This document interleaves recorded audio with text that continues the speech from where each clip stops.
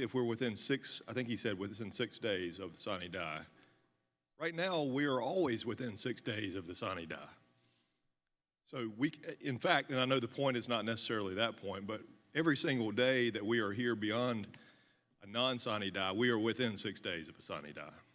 So certainly we could move to waive. Thank you. Senator from Orangeburg, what purpose you ask? I'll just say I don't think that's the proper interpretation of what sine die means, because obviously we didn't adopt the sine die resolution, and when we adjourned on Thursday, the governor called us back into special session. But even then, I would say when we came in on the governor's callback, we met and went into perfunctory session. And yesterday's perfunctory session, I would suggest to you, ended at around 12:30, whenever y'all ended perfunctory session yesterday.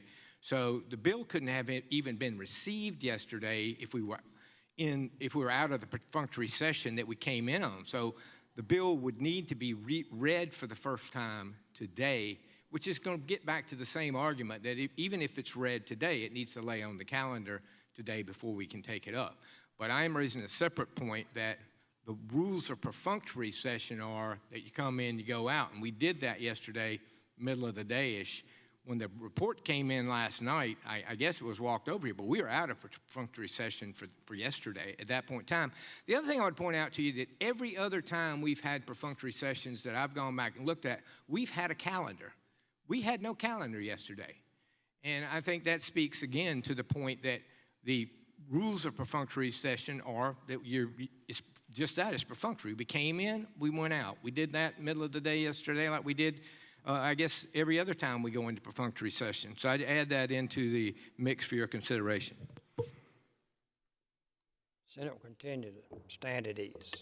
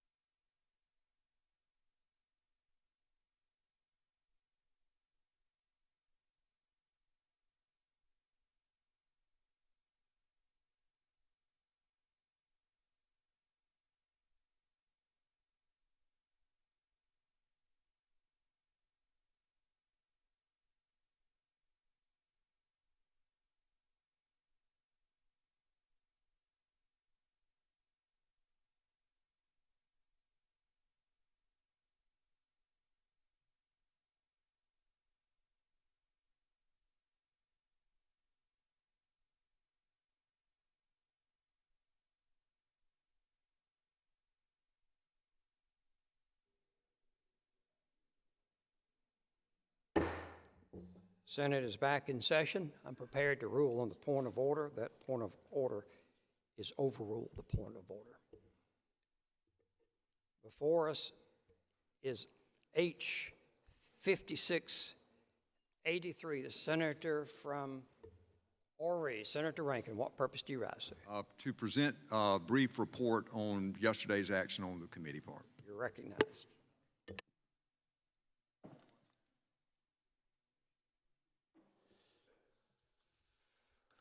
Senator Morey. Senator Thank you, Rankin. Mr. President. Ladies and gentlemen of the Senate, for the 2.5 of you that watched yesterday, the effectively 7.5 hour meeting, the 2.5, because I dare say the half did not become the whole because you fell asleep midway.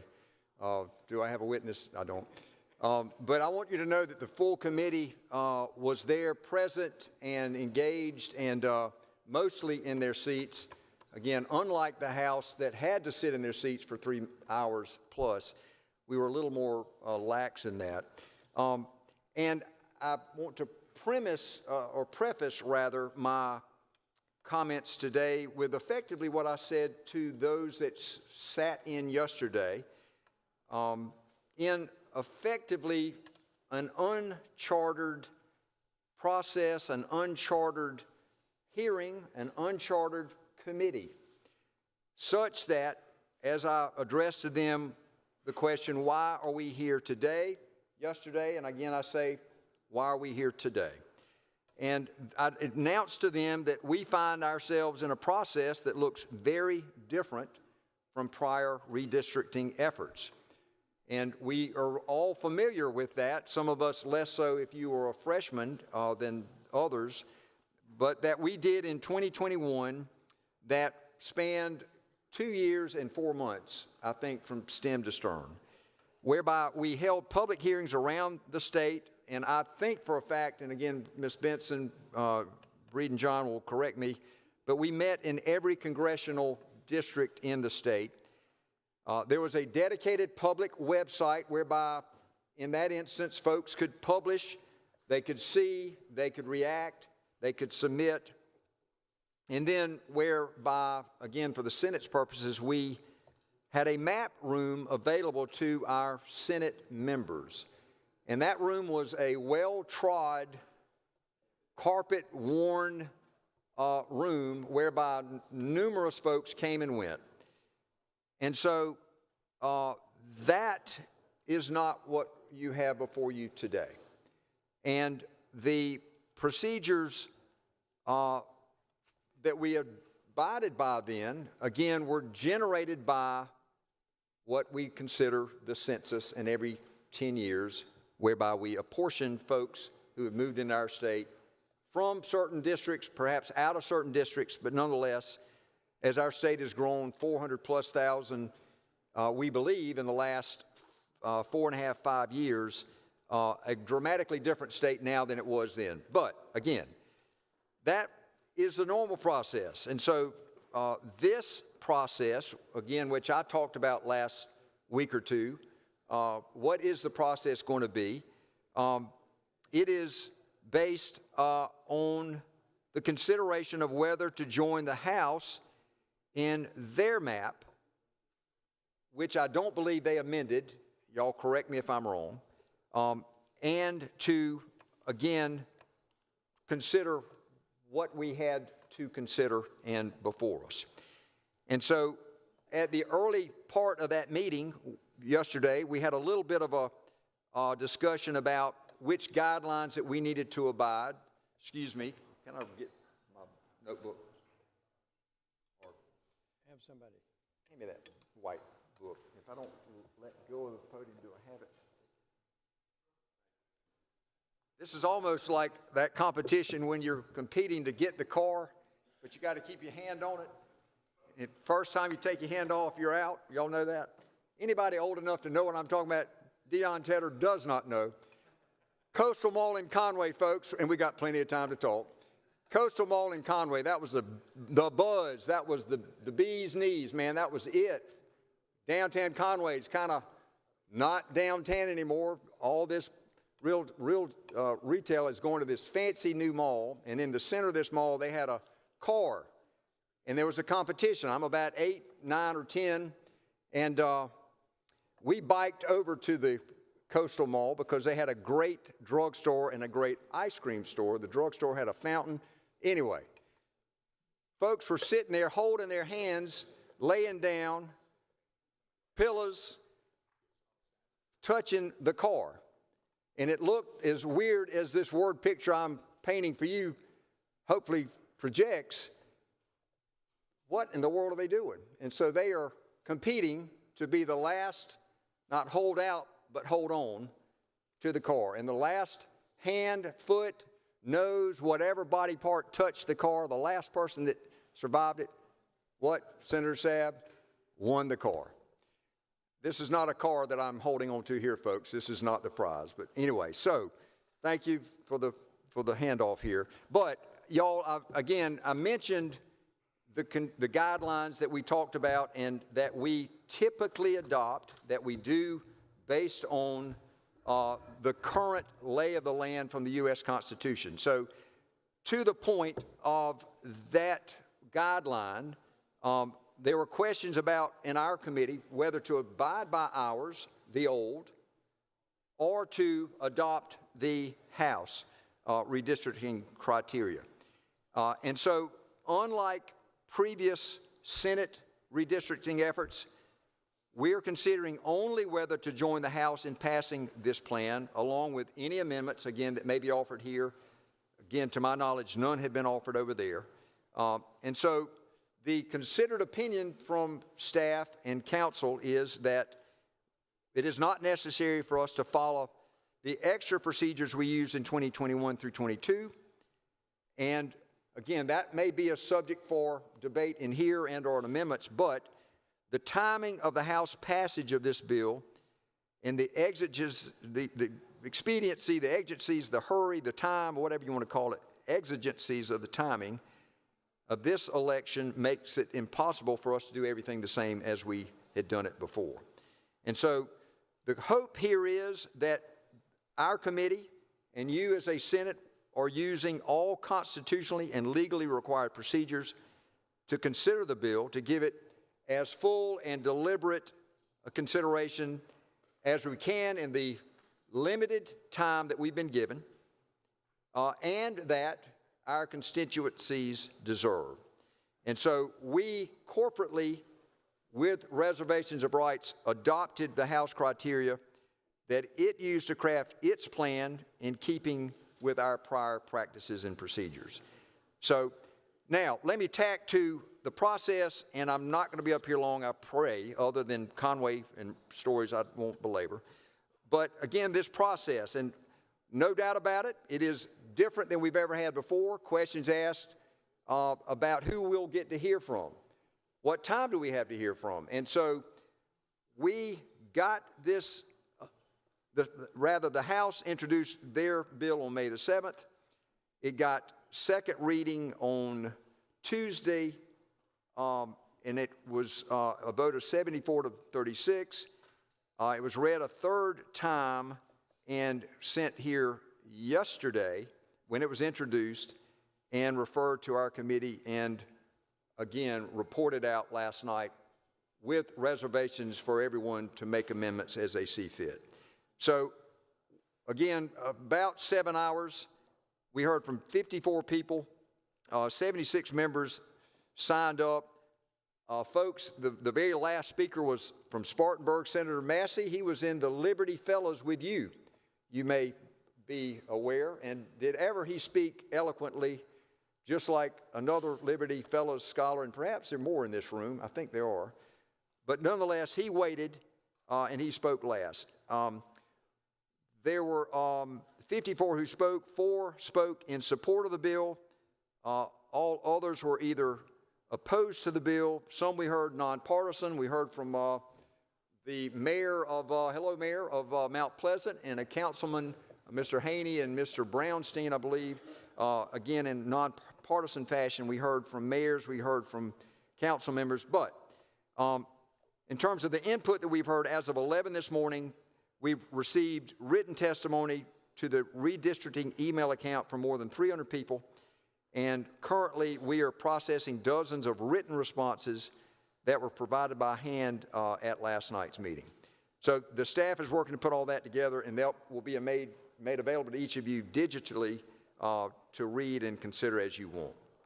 So we've heard from those who support and those who oppose the bill, but written testimony, again, the mix there, again, 4 for, majority against, but the written testimony is largely in opposition to the bill itself. So again, we now have a different landscape than we are in the traditional redistricting efforts, and we'll have plenty of time to talk about that, and this body is going to decide whether we've heard enough or not. But from the testimony we heard yesterday, specifically only one we would call expert, but not expert with a bias, because he's the State Election Commission Executive Director, Conway Belangia, who's been on the job about 5-ish weeks. And forgive me for those who heard it last night, I likened his 5 weeks to marriage to me on behalf of my wife, Lindsay, who on the 28th will have suffered me 15 years. She says every year should be measured in dog years. That's 1 to 7, y'all do the math. Perhaps like my time up here, measured in dog years. Anyway, but he has done a fantastic job, and he is absorbing this, drinking in with a fire hose as to what we've got. What did he tell us? And again, this is a narrative, not editorializing or shading it. Again, we'll get to hear from others, but presently, as of yesterday at 2:30, when we called him, there were 11,500 ballots sent out. They have received 2,500 ballots. Of those, 800 military were sent out, with about 300 of those already received back, again, as of yesterday. He explained that if we pass new maps, any votes for congressional candidates through mail-in or in person, of course, we know will be negated. And that we will have to build new ballots, test new ballots for special primary and potential runoff. But he gave us a hard stop. We cannot do that until after the June primary runoffs. And so it requires June runoffs to end and then get ballots ready for the July 4th UACAVA or CAVA deadline for our military voting members and their timeline. He said that there's a 10-day time frame from shutting down voting system and from runoff to mail out the UACAVA. And they said they will work to assist our counties. We heard from one county, Richland County, Senator Devine, Mr. Alexander, I believe his name was, in terms of the concern about finances. They're going to go to county council apparently this week to ask for more money. But that, the Election Commission said that they will work to assist us with that, or assist them with that. He did say that additional precinct splits will cause more work and will need to be done manually. And then perhaps some were surprised to hear it, but the updated budget estimate for the special primary and runoff is $5.3 to $6 million. The financial impact statement as of May 14 was 2.5 of additional non-recurring expenses for the primary and $1 million for the runoff. The initial estimate to the House was $2.5 million. One of our members of the press, Nick, submitted a tweet highlighting a particular exchange that the House had appropriated $1 million. That may be for legal fees, but we can parse that later. What does this bill do? Again, they adopted a new map for congressional districts. They adopted 5684 to the bill, which was a second bill adopting process and procedure for this year's congressional election in the event that the new map is passed. The timing sets a special primary for congressional districts to August 18th.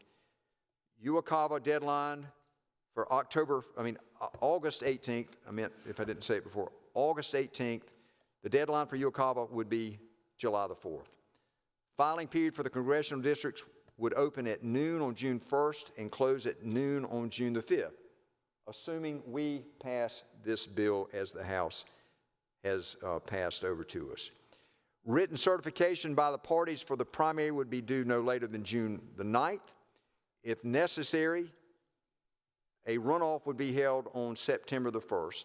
Written certification by the parties for the general election would be no later than noon on September the 9th. Only votes cast in the special primary and subsequent runoff, if necessary, of the U.S. House candidates may be counted for purposes of determining names that will appear on the November 3rd general ballot. No votes cast in the June 9th state primary for candidates for U.S. House will be counted for these purposes. And a few more, the bill requires each county board of voter registration and elections to post signs or other appropriate notices in conspicuous locations informing voters of the impact of the provisions of this bill on their ballots. And I gotta believe you'll hear an exchange, bless you, Senator Chaplin, that Senator Devine had with Mr. Alexander, or actually Senator Tedder, I believe, about who's gonna let folks know their budget, their manpower to put the word out. Ultimately, voters and candidates are gonna have to do that. But we are requiring them as well to put those signs in appropriate notice in spots. Next, in conducting the special primaries and runoffs, each county board of voter registration elections may combine polling places for reasons including but not limited to the availability of poll workers and polling locations, providing there's adequate notice and access to polling places. And then the bill requires the State Election Commission to issue a refund to those who have filed a filing fee for the June 9th primary, but those who do not file again for the August 18th primary. So the question for us, and as tasked with the charge of President Alexander and the passage of this sine die resolution, we have before us a bill that each of you are going to get to decide whether it is constitutionally and or perhaps not constitutionally, not legally, but whether it is within your judgment, some would say the right thing to do, the party thing to do, the partisan thing to do, or the right vote to make. My process and our process, admittedly, is not what we've done before. But by the same token, we've never been called back here before by a governor who's at the end of his term. We've never been called back for any special redistricting that affects anyone other than ourselves, and we've never had special redistricting. Compression of time brought about forces perhaps that everyone will get to talk about and decide what you want to do. Again, these are not easy questions. We've compressed more in 6 hours with testimony, and I don't know, Senator Sabb, we've got to count, I know Paula would have it, how many people have spoke in the last, I call it the world tour, but we had 72 folks there. They couldn't wait. Some of these folks fell out, but at 54 speakers and 300 submissions, clearly we have compressed into a little bit of time what normally takes a longer time. I'm not passing judgment on that. Again, that's going to be a vote each of you make here. And so the question for us is whether this House passed plan that they created and that we're being asked to determine to accept, reject, or amend the bill. And that'll be up to each of us now. So I'm going to yield for a few questions, but then I'm going to turn this over to perhaps, well, no doubt perhaps, but smarter people than me to discuss this. Senator from Calhoun, what purpose do you rise? The senator from Ori would answer a couple of questions. Try to. Senator, yours. Oh, I've got faith in you. Thank you, Mr. President. Mr. Chairman, I appreciated the fact that you, took the time to make sure the body understood that we had 54 members of the public that were able to come and testify before the committee yesterday and into the night, correct? I'm not going to try to age you, but I'm just wondering, how many redistricting processes have you been through? Not as many as Paula Benson. Okay. But it's safe to assume you were the chairman of judiciary, just threw Paula right under the bus. No, she's young. Yeah. She doesn't suffer dog years like folks in my world. You were the chairman of the Judiciary Committee the last time that we did reapportionment under the normal process following the census, the 2020 census, correct? How does that number of 54 compare to the number of folks that were able to testify under a normal redistricting process? I think I remember hearing yesterday a discussion that it took 2 years. The redistricting process after the 2020 census took 2 years to complete. And we heard testimony that members of both the House and the Senate went around the state to receive testimony. Do you have any idea how many folks were able to testify during that process? Well, my comments just now, I volunteered to Senator Sabb, that perhaps we can get that number from Ms. Benson. I don't know. I just don't know. But I would say it would be more, clearly more than that. Some Significantly more, I would imagine. potentially, but they didn't wait for some that got here. I think somebody said he got here at 8 in the morning, but potentially lots more. I think in Charleston, Senator Campson, help me, you had a packed house down there, Trident Tech. Again, remember, then candidate Senator Chaplin, not as many there. That was Florence Darlington Tech, I think. But without a doubt, and in the upstate too, and I think Senator Sabb chaired a couple of those, upstate, a lot of people there. So would have to be more. I don't know the number though. I would suggest that it would probably be a lot more. Let me ask you this question. Do you think that if we had carried over the vote in committee yesterday and said that we were going to come back today and hold another committee hearing and offered public testimony, do you think that we would have had just as many people show up today to provide testimony to the committee as we did yesterday? I would imagine they'd want to come. I would imagine. And so now just your opinion and your thoughts on the whole process. Please tell me how important you think it is to receive public testimony and the thoughts and the concerns from different community groups, from different areas across the state.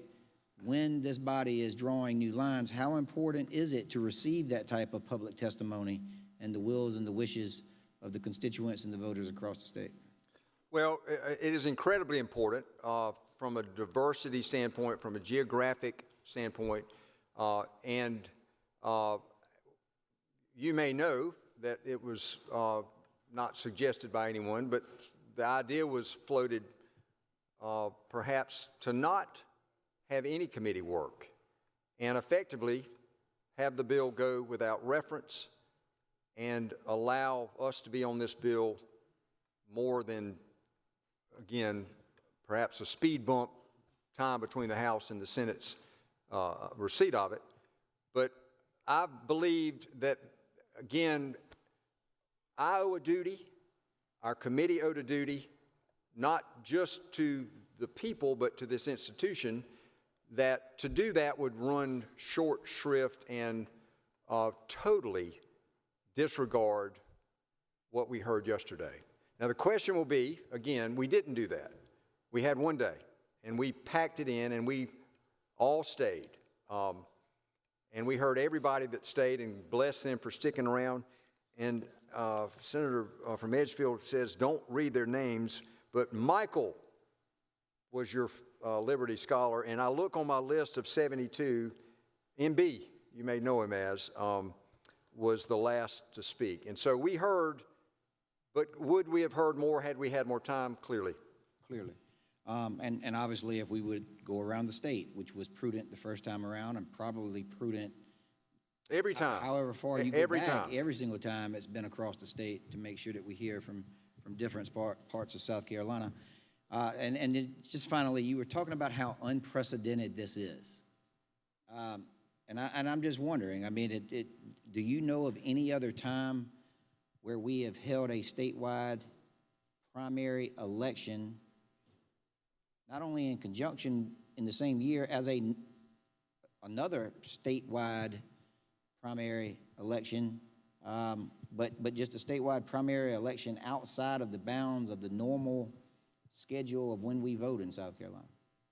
Well, again, these times, they are different, but, I mean, let's bring it right back home. I'm just trying to understand The if it's ever answer been is, done. we've never had a governor call us back to do this. Thank you. Senator from Beaufort, what purpose do you rise, sir? What if the senator from Horry would yield for some questions? Senator, your As long as they're not New York Times puzzle-like questions, I'll try to do my best to answer. Senator yields for I'm going to question. do the Monday crossword puzzle instead of the Saturday. Okay. I'm just going to ask a few questions because I want to compare the process that you led after the 2020 census with the process that you have been thrust upon you to lead now. I want to go ahead and establish some points of contrast. And your staff was, did you know, very cooperative in providing me with some timelines and some information, and I'm grateful for that. But I want you to verify a few things for me, if you would.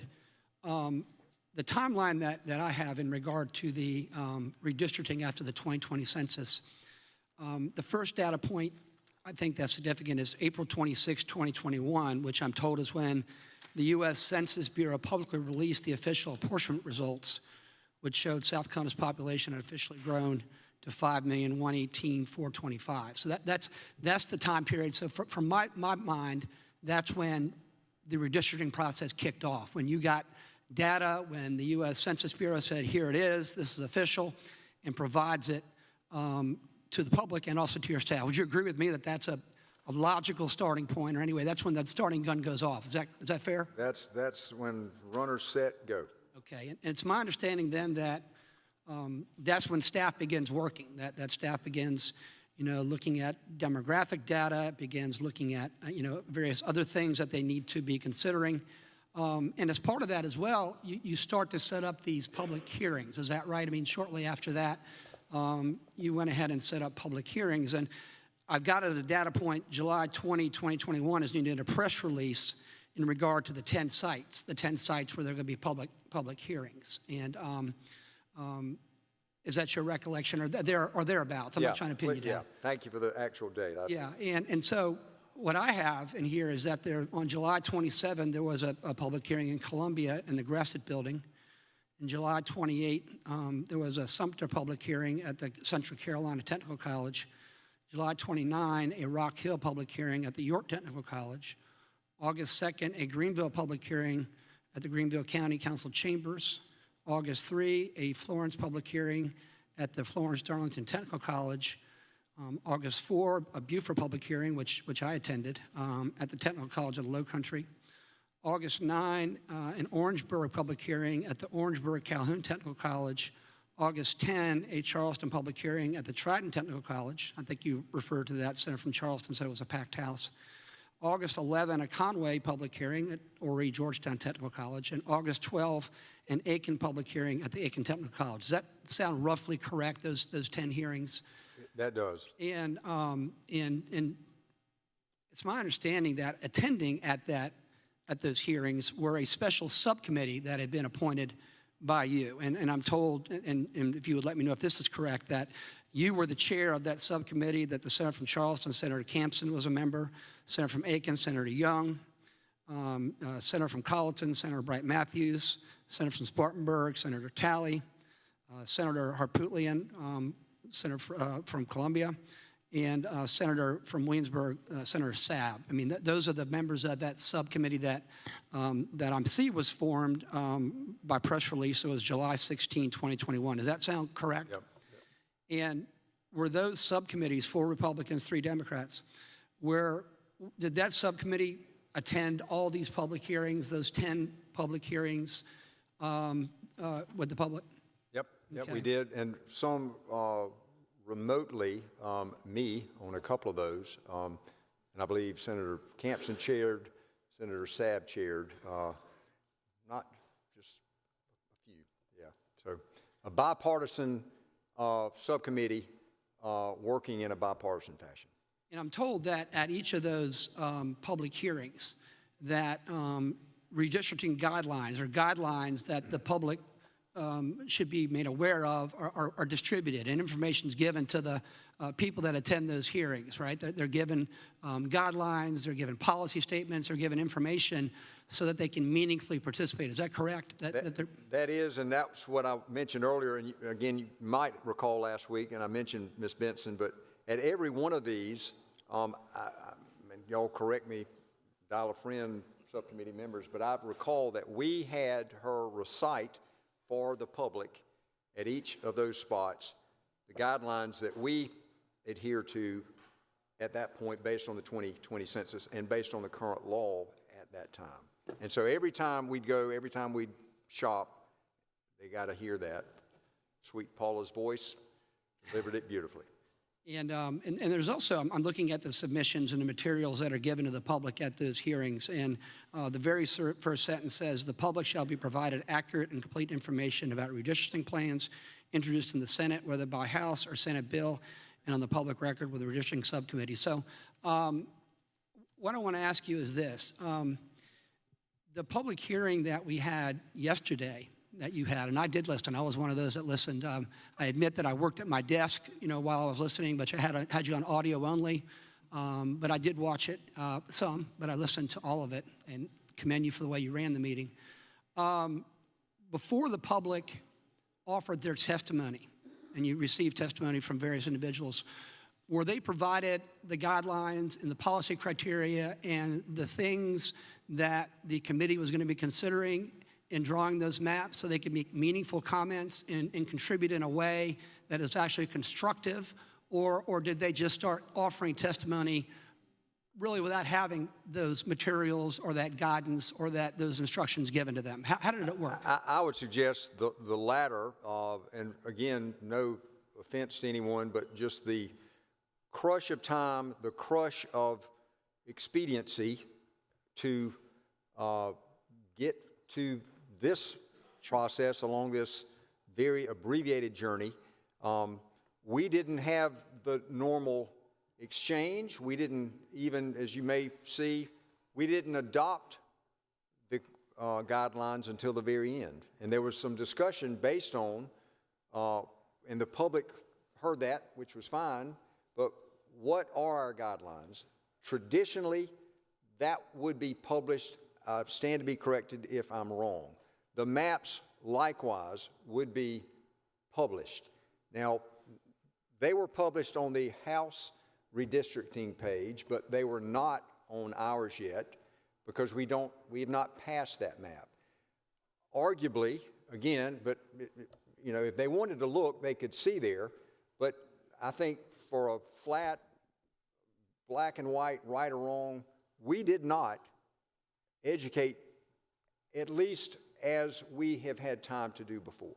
So they did walk in cold, perhaps, though there were some folks who testified both at the ours and the House subcommittee. One particular lady said, you may recall it, was wearing black, her funeral dress. Her funeral dress. She had just gone to a friend's spouse who had died, yeah. And so she was wearing her funeral dress. Yeah, I remember that. So we did not have the luxury of time to produce in hand, or at least point to, because we had not even adopted a Senate redistricting website at that point.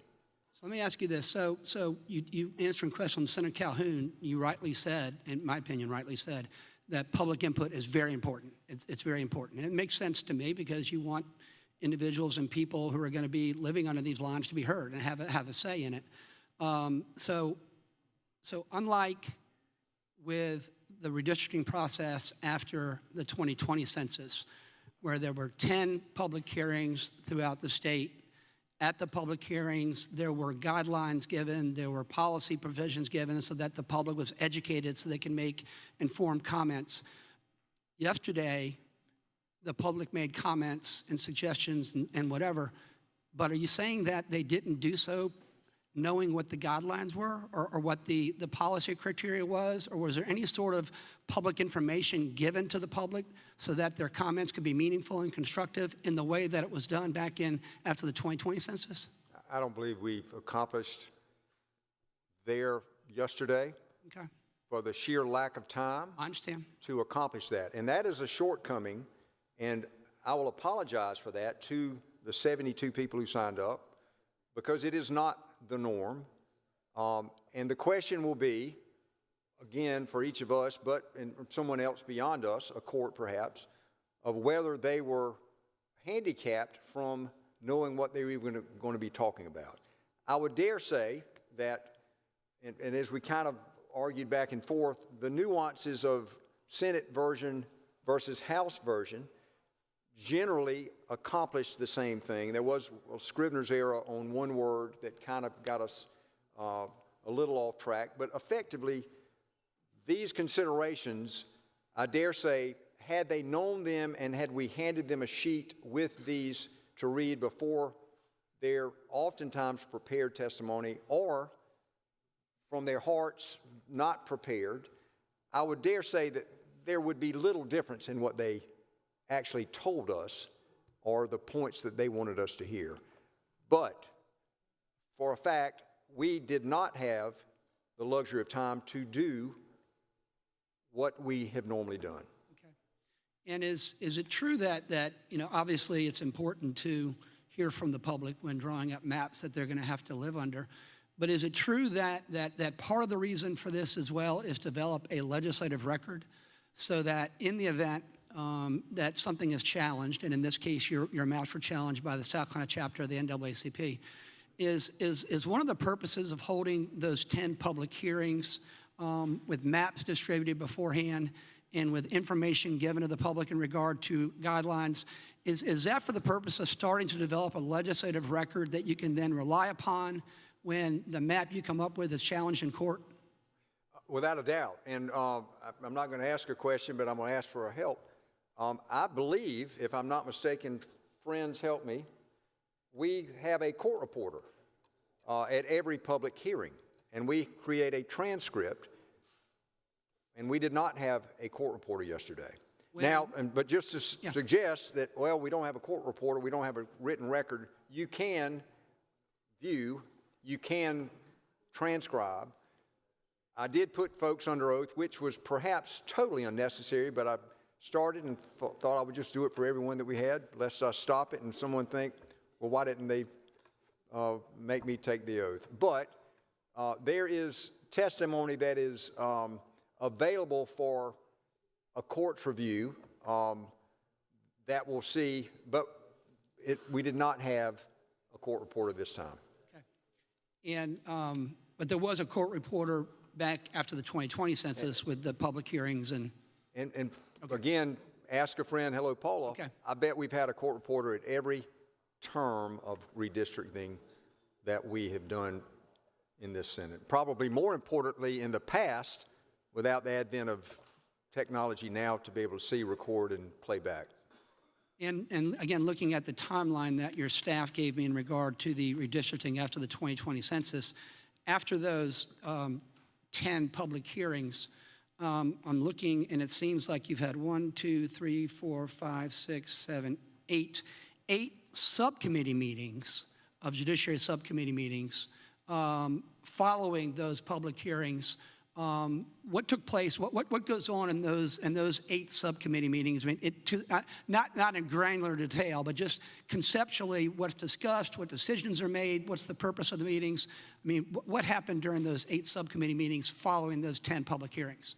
Well, you had debate, you had amendments, you had what is the norm of our committee process here, and you had, again, beyond the formation, organizational session, but I think there's healthy back and forth. There's healthy debate. We're hearing from each other. We're hearing from counsel. We're trying to land a plan that passes constitutional muster. And you're hearing from the public too, right, at those subcommittee hearings as well, right? I mean, in addition to, right, you're not, I mean, we had a former congressman from the Low Country come and testify. I bet you remember who, but no longer a congressman, and came, I'll never forget it, the Gressett building.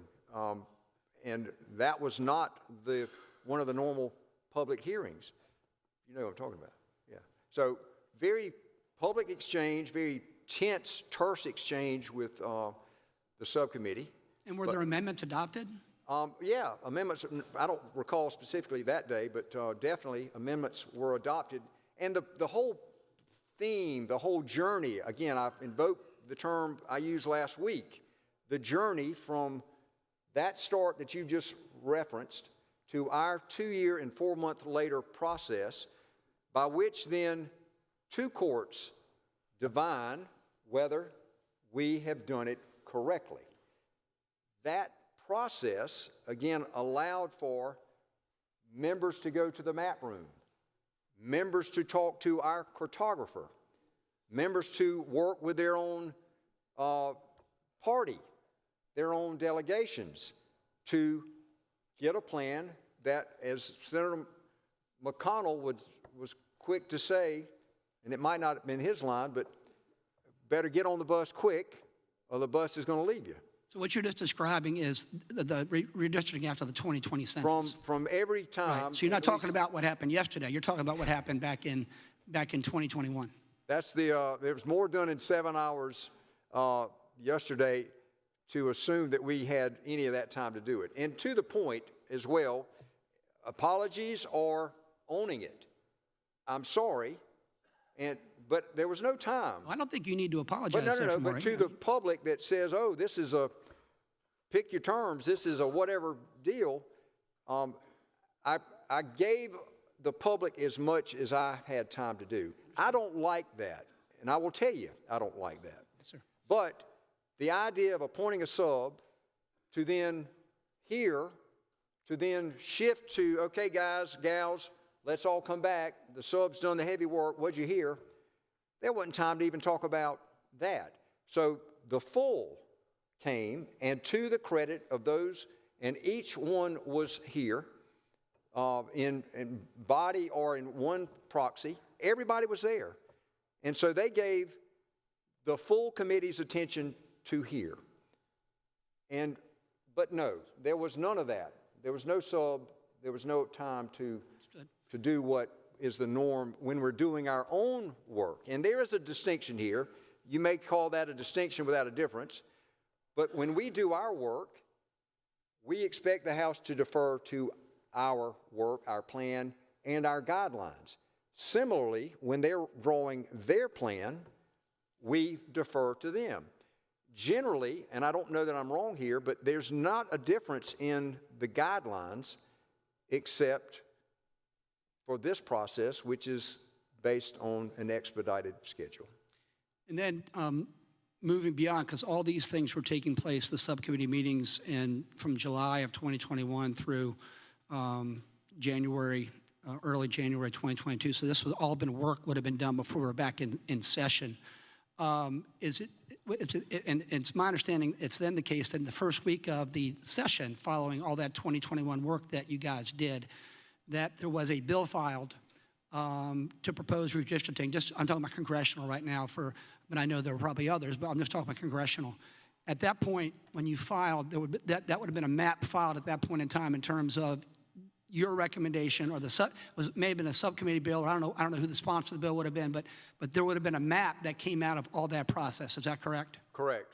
Okay. Drawn by our person here. And not that he has to be the only one that draws them, but again, different this time. And I established on the record yesterday, and let me tack back, if I may, to answer a question that's not been asked, but there was a thought of having the map drawer appear yesterday. But the concerted decision was, given how many people we had, the fact that they'd already testified, again, perhaps without cross-examination to the degree that some may have liked, but nonetheless, there is a record that the House has established for their purposes that I think we can adopt as well that our guy did not draw these maps.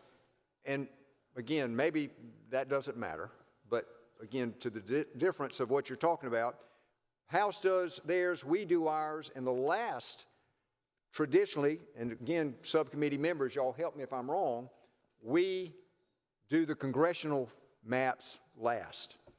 That our focus is not, no disrespect, Senator Clymer, candidate for Congress, you will remember our focus is at home.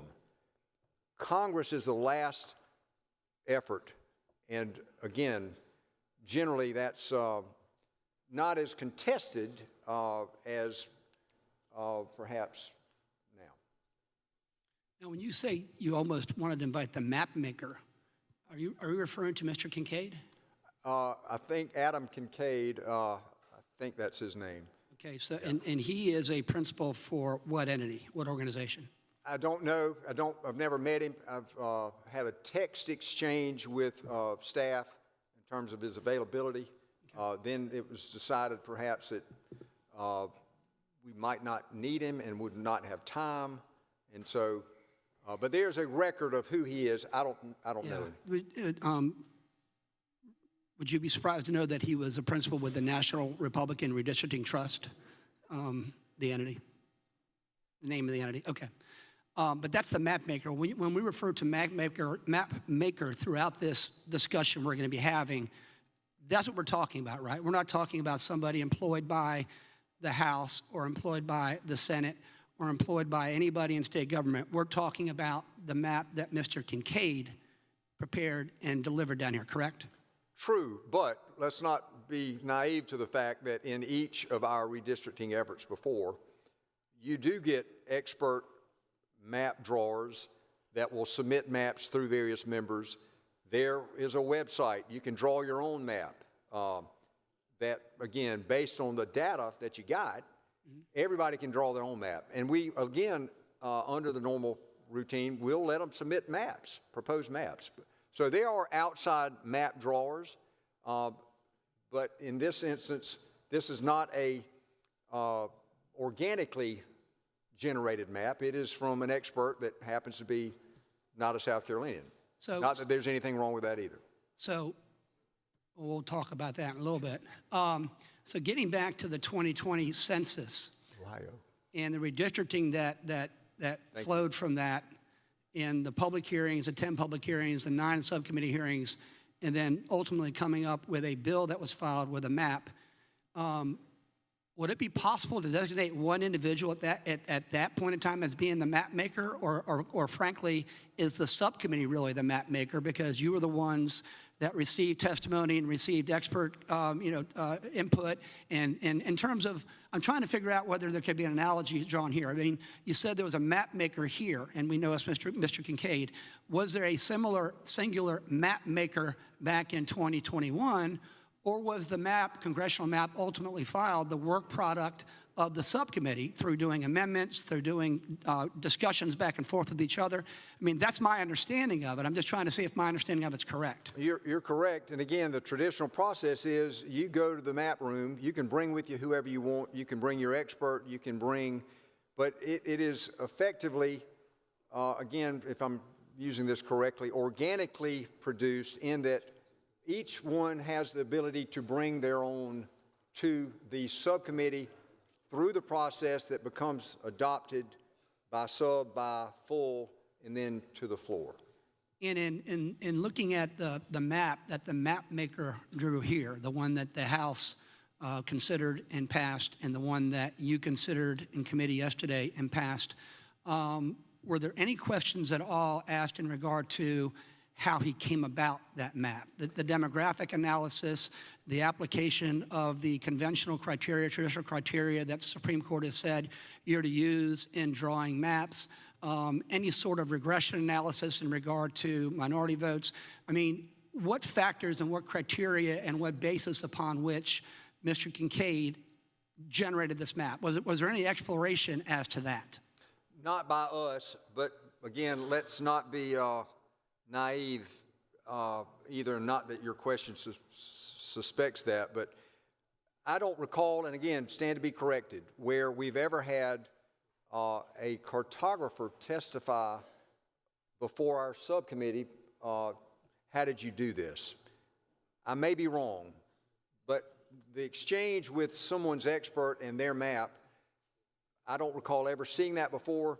What is subject to cross-examination, though, is the person offering it, and how does it impact their district? Again, within the Senate district lines, again, Senator from Horry, Senator Hembry and I, we have conversations, right? We want to, the former senator from Horry that Senator Hembry succeeded, never forget, you know, he's got a suggestion on what part I might take, what part he might take, and that give and take is perhaps somebody's got an idea, he's an expert, and he's saying, hey, pitch this.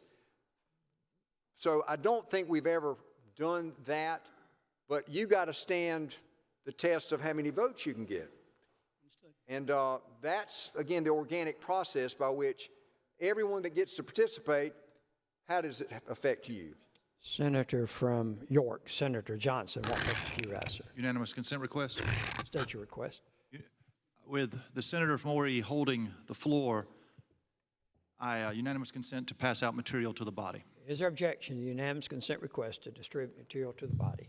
Hearing no objection, so ordered. The senator from Horry, Senator Rankin retains the floor. Senator from Beaufort continues to provide And I just have one more questions. question, then I'm going to take my seat. And you've been very gracious in answering my questions, and I want to again commend you not only for the job you did after the 2020 census, but for the job you did yesterday and on the time constraints you were placed under. So just to wrap things up here, after the 2020 census, April 26, 2021 is when official apportionment information was given to us and our work started. And then ultimately, a plan was ratified, passed by the House, passed by the Senate, ratified on January 26, 2022. And would you agree with me that April 26, 2021 as a commencement and January 6, 2022 as an endpoint, not an endpoint to everything, because as we know, we had 2 years of litigation after that, but I'm just talking about the work the legislature did, that's a 9-month period. A 9-month period of time in which a subcommittee appointed by you traveled around the state and had 10 public hearings, then had 9 subcommittee hearings, received expert analysis, demographic analysis, breakdowns, that 9-month process. I want to contrast that now with the current process. You indicated that on May 7 is when the House introduced a bill. And it's my understanding they introduced with that a map. Is that correct? Yes. And that map is the Mr. Kincaid's map, isn't it? The map maker's map. Map maker's map. Do you know every time you say map maker, I think of... Matchmaker, you're thinking the same way, And I think right? you got some news on that front. Yeah. So, yeah. Congratulations. So, on May 7, they introduced... Got 2. I got 2. On May 7th, they introduced the bill in the House with the map maker's map. And that's the map that you passed yesterday, correct, without amendment. And so May 7 to today is May 21, so that's 2 weeks, with the public testimony that we've talked about, compared with the 9-month process that undertook during the redistricting after the 2020 census. How would you compare the legislative record that you painstakingly developed back in the redistricting after 2020? And a record, by the way, that I will congratulate you and the senator from Charleston and the senator from Edgefield, a record that ultimately withstood a tremendous challenge, and I'm going to talk a little bit about that later myself, and a record that held up, which is to your credit. I mean, I think it's an amazing feat. How would you compare that legislative record with the richness of testimony and public input and expert analysis and debate in the committee and debate on the floor and amendments being adopted? How would you compare that legislative record to the 14-day record we have thus far in regard to Mr. Kincaid's map? Before I answer that, I want to give a shout out again to Senator Campson, who testified at the federal trial, and withstood cross-examination beautifully. Our team, our witnesses, and our process, again, withstood constitutional challenge. Every subcommittee member, I think, were deposed. Senator Sabb, correct me if I'm wrong. Were you deposed as well? Bless you. But there were depositions taken by folks. A number of us sat long, arduous depositions. So our membership prevailed, our body of work that I think was unanimous in our passage of that plan. I don't believe, I may stand to be corrected, but it was a unanimous decision by the Senate that withstood both the U.S. Supreme Court challenge and the South Carolina Supreme Court. But to your answer, and forgive me for not being trite, but the word of 2020 would be robust. The word of 2026 would be what one hopes to achieve after a long prescription use of Ozempic. Slight, light, and not as robust. Senator, thank you for yielding for my questions. Thank you, Mr. President. Senator from Richland, Senator Devine, what purpose do you rise? See if my favorite senator from Horry will answer a couple questions. Only favorite because it's this committee versus Education Committee. Look at that. Senator, you have for questions. So would you amend that to, and then I will, but I won't until. My favorite during judiciary. See, I don't serve on education yet, so if the senator from Horry would have let me be on education, he might become my favorite. So, Senator, and I won't be long because the senator from Beaufort actually answered a lot of my questions, and I certainly appreciate that. But, Senator, did you know I appreciate when I reached out to you earlier this week to get some information. You directed me to your staff, and they've been amazing. So, Senator, did you know that in the 2021 process, you all had a website where all of these documents that the senator from Beaufort referenced are on? Yes. And so that information is still there for anybody to see what the process was in 2021. And so, Senator, in addition to the subcommittee hearings, the public hearings, and the press releases, which I believe there were 12 press releases that went out regarding that process that time. In addition to that, it also has information that was passed out at the public hearing that says, tell us about your community. Can you tell us about that? That was passed out to the public when you went to these 10 hearings around the state, and then they were asked to tell you things about their community so that communities of interest could be better understood? Specifically to say I know that exactly would not be honest, but I do know that and recall as we have in what we publish, again, they are, again, adherence to, one, requirements of federal law, two, contiguity, and three, additional considerations. Again, that under existing U.S. law, state and federal, excuse me, but we specifically talk about and heard about yesterday, Mayor Haney, the concept of communities of interest, and so it is still a part. And so to go to the depths of saying, yes, I remember that, we certainly heard from everybody about who and what they are. And so decidedly, the record's full of communities of interest, testimony back. So, Senator, would it surprise you if I told you that passed out at the hearings, there were questions that were given to the public? One, are there important places where your community gathers, like parks or community centers? A question like, has your community come together to advocate for important services, better schools, roads, or health centers in your neighborhood? Does your neighborhood share certain celebrations or traditions, like summer food festivals or holiday parades? Are you working with your neighbors to help bring new jobs to your area or struggling to rebuild following a natural disaster? And what is the history of how your community came together and how it has changed over the years?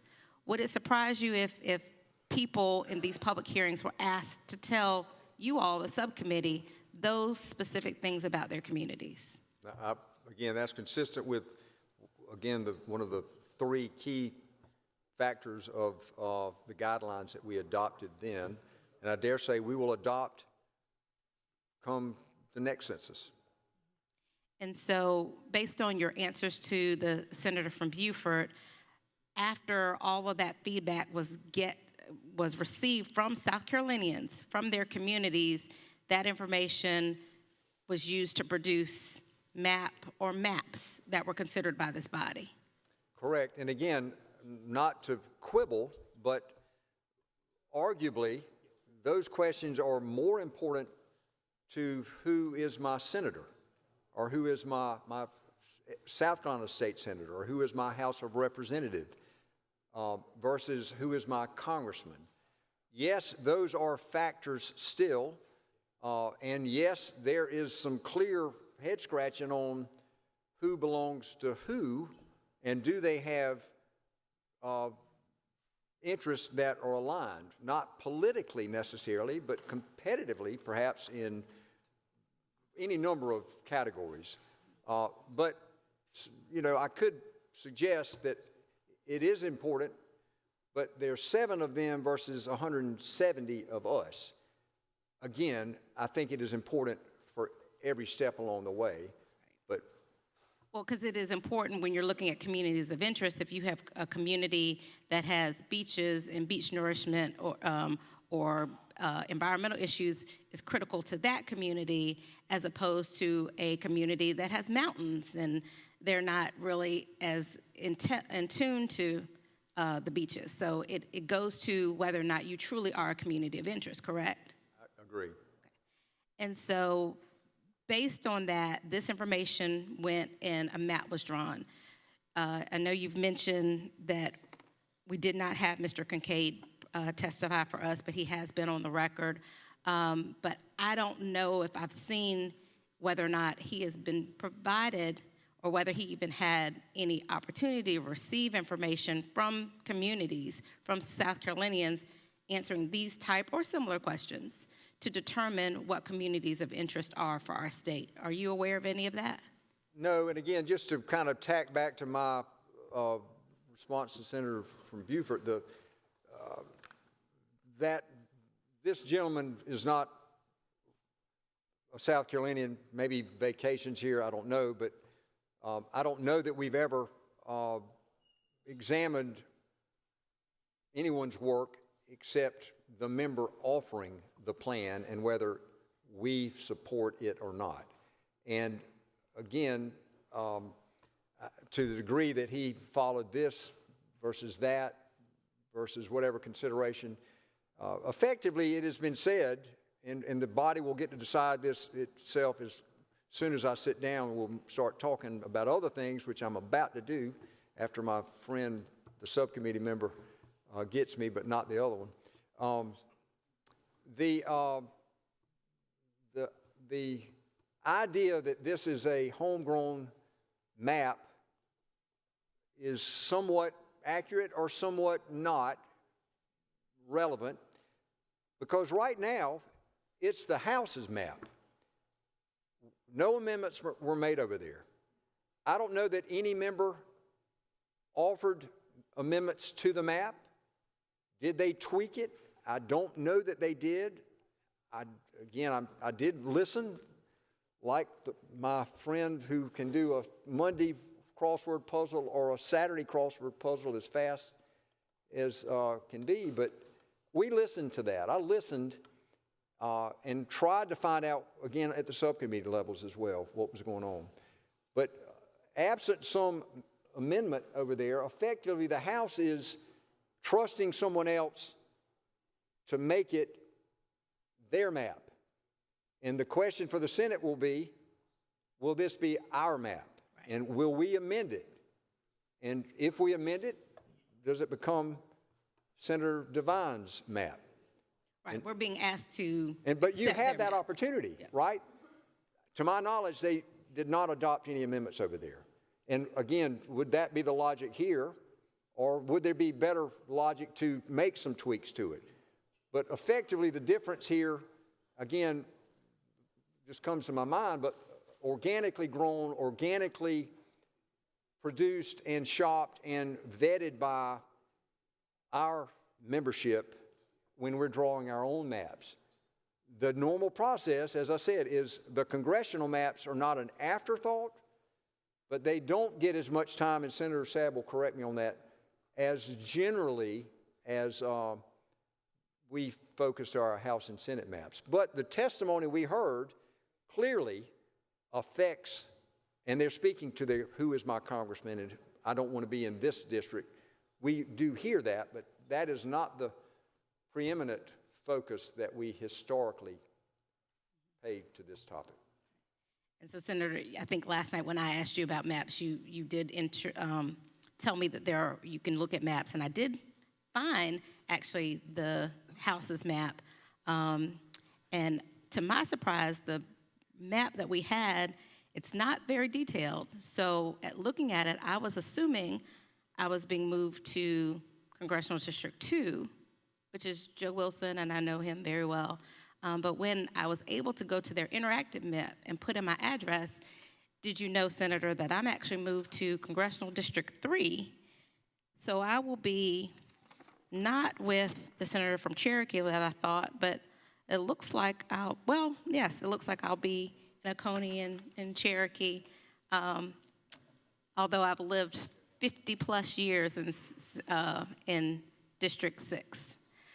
So I think it is important for people to be able to know this. And I think to your point, Senator, based on the process that used to, or that traditionally this body does, it's a very thoughtful process, gives people opportunities to know what's being proposed, gives people opportunities to provide information so that we, as their elected representatives, can decide whether or not we want to accept a map provided to us by the House, or whether or not we believe that they may not have put the requisite amount of thought in drafting that.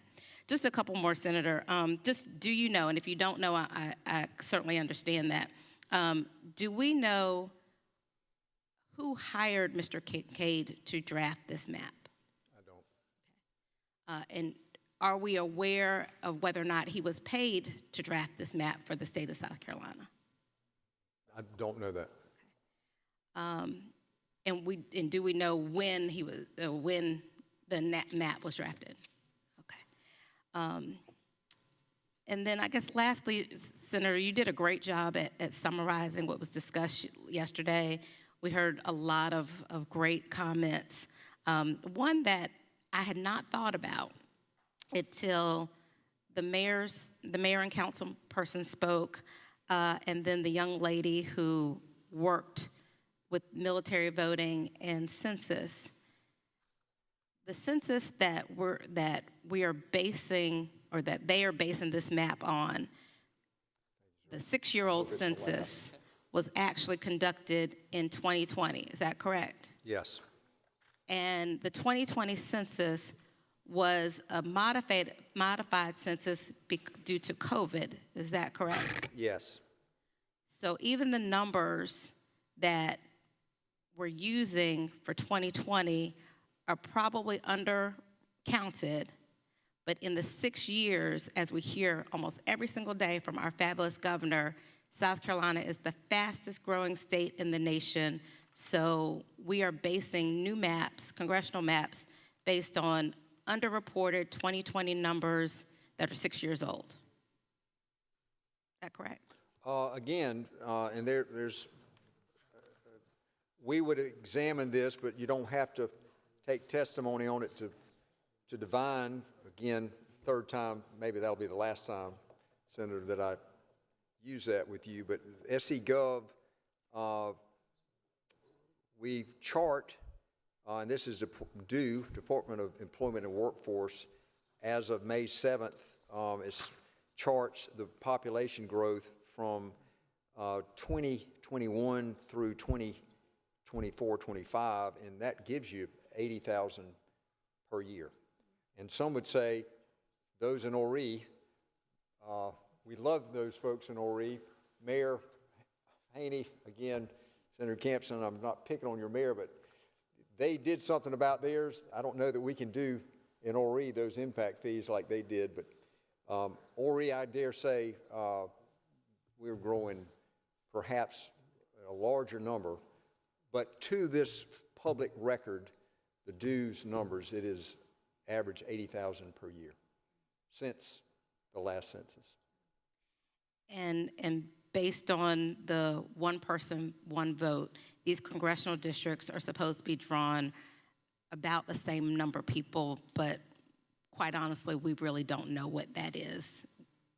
I won't even say that. We don't exactly know, but we don't even know if the due numbers, estimates, were factored into this gentleman's drafting of this map. Okay. All right. Let me look at my notes. I think that was it. I think that is it. Thank you, Senator. Thank you. Senator from Williamsburg, what purpose do you rise, sir? Thank you, Mr. President. See whether or not Senator from Horry would yield for a question or two. Senator yields for questions. Thank you, Mr. President. Thank you, Senator from Horry. Senator, I almost walked down memory lane, did you know, with the exchange that you've had with some of our colleagues regarding redistricting. Did you know that? If you didn't, you weren't as attuned to all that we did back then as I thought you were. And Senator, do you know that that there was one person on our committee that actually was in person to every meeting? And Senator, do you know that Senator from Charleston nominated me to receive the Perfect Attendance in-Person Award? Did you know that? Wait a minute. Can I go back and invoke the former senator from Charleston's response? That would not be me. That would be you. And yes, you were there at every one. But Senator, do you know that that actually the meeting that I chaired, had our finance chairperson was there, and that he was kind enough to meet me in the back and gave me words of advice. And those words were, do no harm. Did you know that? Dr. Peeler said it right. And Senator, do you know that everywhere we went, there were a bunch of South Carolinians that were interested in what we were doing, and that the comments from our citizenry weren't always calm. There were some people that were really advocating that we do certain things in a certain way and that we consider some of their thought processes in what we do. And that as I reflect on what's happening here, that's one of the more troubling, there are a lot of troubling things about what we're doing, but the absence of input from the citizenry. Senator, do you know that I believe that sometimes people want to assert their rights to be heard? And when not given the opportunity to do that, it evokes certain emotions from them akin to not being important, not being considered, and almost being discarded, and folks just kind of doing what they want to do, however they want to do it, when they want to do it, without consideration to the rights of the citizenry. Do you recognize the right of persons to come and to voice their opinion as an important right? I do. And again, I am sorry to those who could not stay.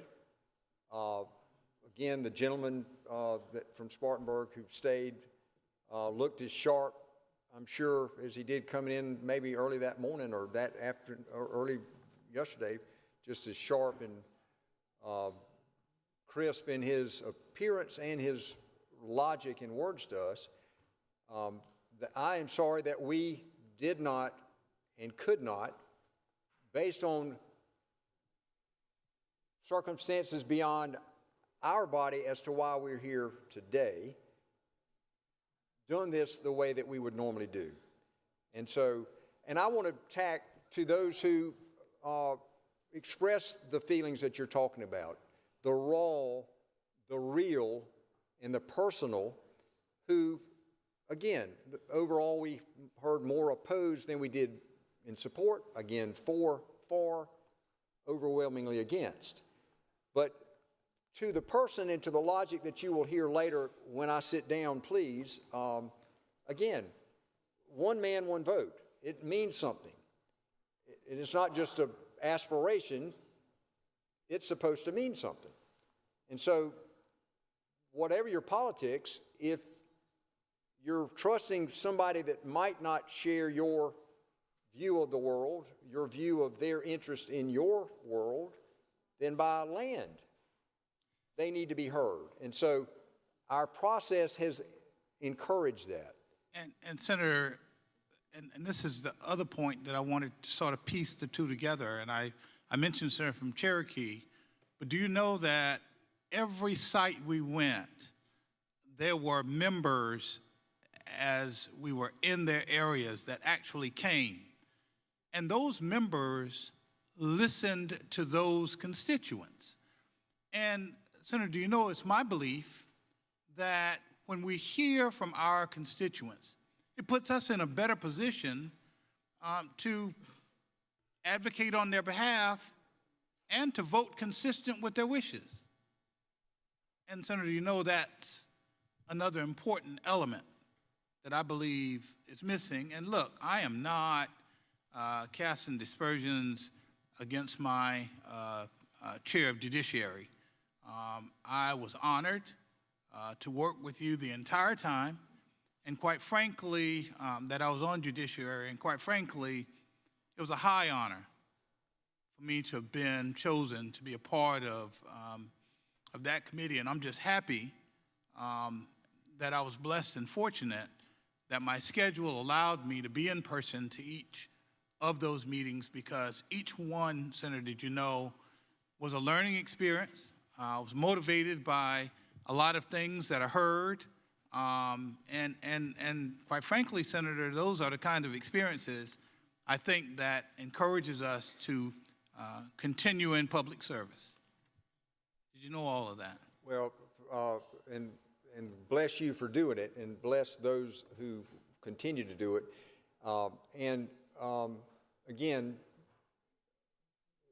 this is the process. This is what we got this time. And I want to tack also back to some of the exchanges last night and not linger on, and then quickly answer the three questions that Senator Tedder has written down. Yes, sir.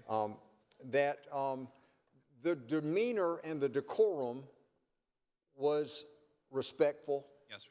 There was a little brush with one exchange when I was out of the room, but again, folks were there and they didn't have to come. And I marvel truly at those that continued to sit there, who didn't have to sit there, who could have written, but who, again, against our supporting, right? The hours were filled with, again, as you called them, or as folks had to leave, we pulled people up that were out of town. We tried to accommodate travel.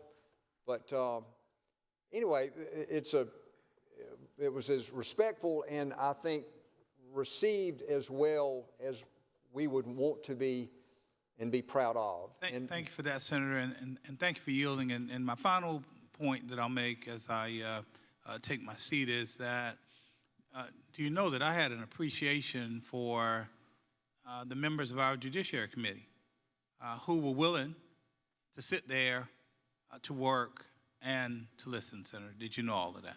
Thank you. Thank you. And Senator from Charleston, Senator Tedder, what purpose do you raise? See if the senator will yield for some questions. Senator yields for questions. three. Senator yields for Yeah, questions. I saw you writing. It's 3 pages. Can you condense those 5 pages into 3 questions? Okay, I can make it 3 pages. No, but so just because the finance committee members did not take part, and I know perhaps you said 1 or 2.5 people were watching us yesterday, I do just want to ask some questions to kind of highlight some of the other things from the director of the Election Commission. As far as the ballots, if we were to pass this bill, it's signed into law. If you remember my questioning with him, we talked about the timing and creating the ballots, and he mentioned, do you remember, that they would have to test these ballots a number of times, correct? Yes. And that back and forth, he used the term monumental task quite frequently, that it would be a monumental task to do that. In fact, it would be a tighter window, from my understanding, that the amount of time and the number of testing that they do on ballots currently, this would shorten that window. Not saying that it couldn't happen, but there could be some potential risk there, correct, with improper ballots, correct? Yes. And another concern that we brought up was by pushing this election back to August, schools will be back in. And so there could be a potential risk of combining precincts. And I specifically asked him about the combining of precincts. When does that notice go out? How does someone know that they are no longer voting at the precinct they just voted it in June? And if you recall, he stated that it will be a game day decision. And that means, the way I interpret it, Fred and Ethel drive up to the precinct and it's closed. There's supposed to be a sign that says, this is closed, your precinct is now at this other location. Would it not be a concern there for those people who work 9 to 5, 9 to 6 jobs, that perhaps they get typically to their polling precinct at about 6:30 p.m., right before the polls close at 7. And in the event that they had no prior notice that their precinct polling location changed from June to where they're going in August, and this is a 20-minute drive across town, perhaps 30, depending on what area you live in, would that not create some risk or harm for those individuals who didn't have prior notice? As the commission testified to, their duty is simply to post it on the location, so they would have to get there.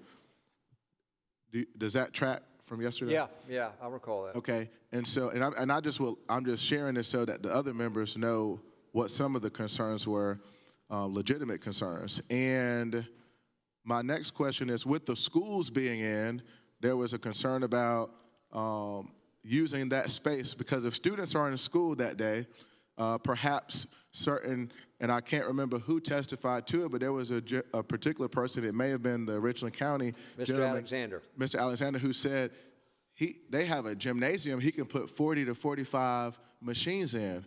Well, if there's school going on that day and there's PE class, I'm not sure how we do that, but this is a unique situation because typically in June and November, school is out, and so they don't have to be tasked with these issues. So does that not, in your opinion, create another potential risk of confining a precinct that is large and perhaps, again, risking some people's ability to vote in a timely manner by 7? Again, my opinion doesn't count on this. You heard from one election commission or county. And these were some concerns. These were some concerns that they were sharing with us, correct? Yeah. And we talked about poll workers. It's already a monumental task currently to recruit poll workers. These same people would have to take off again, and so that was actually the question that brought us to the combining of precincts, because if they don't find out until then that they don't have enough poll workers because Sally and Joe couldn't get off, then they would have to combine those precincts. So that was another issue, did you know? And as far as and I did want to, you mentioned one man, one vote, and so when you mentioned that, it came up in my mind, I did have a couple questions about that. Now, my understanding, and correct me if I'm wrong, here's my question. So that's based on the Equal Protection Clause, and that requires essentially that every vote, South Carolina's vote, carries roughly equal weight. And so if we are drawing new districts using outdated population data that doesn't reflect the 6 years of population growth, that was testified to by the mayor of Mount Pleasant, they've significantly grown. We've seen population growth all over the state, but based on that and those population shifts, not using that data, how do we ensure that these maps achieve the constitutional standard of that equal protection for one man, one vote? That's going to be up to a court to decide whether this provides that. Thank you. Thank you, Mr. President. Senator from, before I go to you, hold on. Senator from Berkeley, Senator Fernandez, what purpose do you raise? Unanimous consent State your request. for leave next week.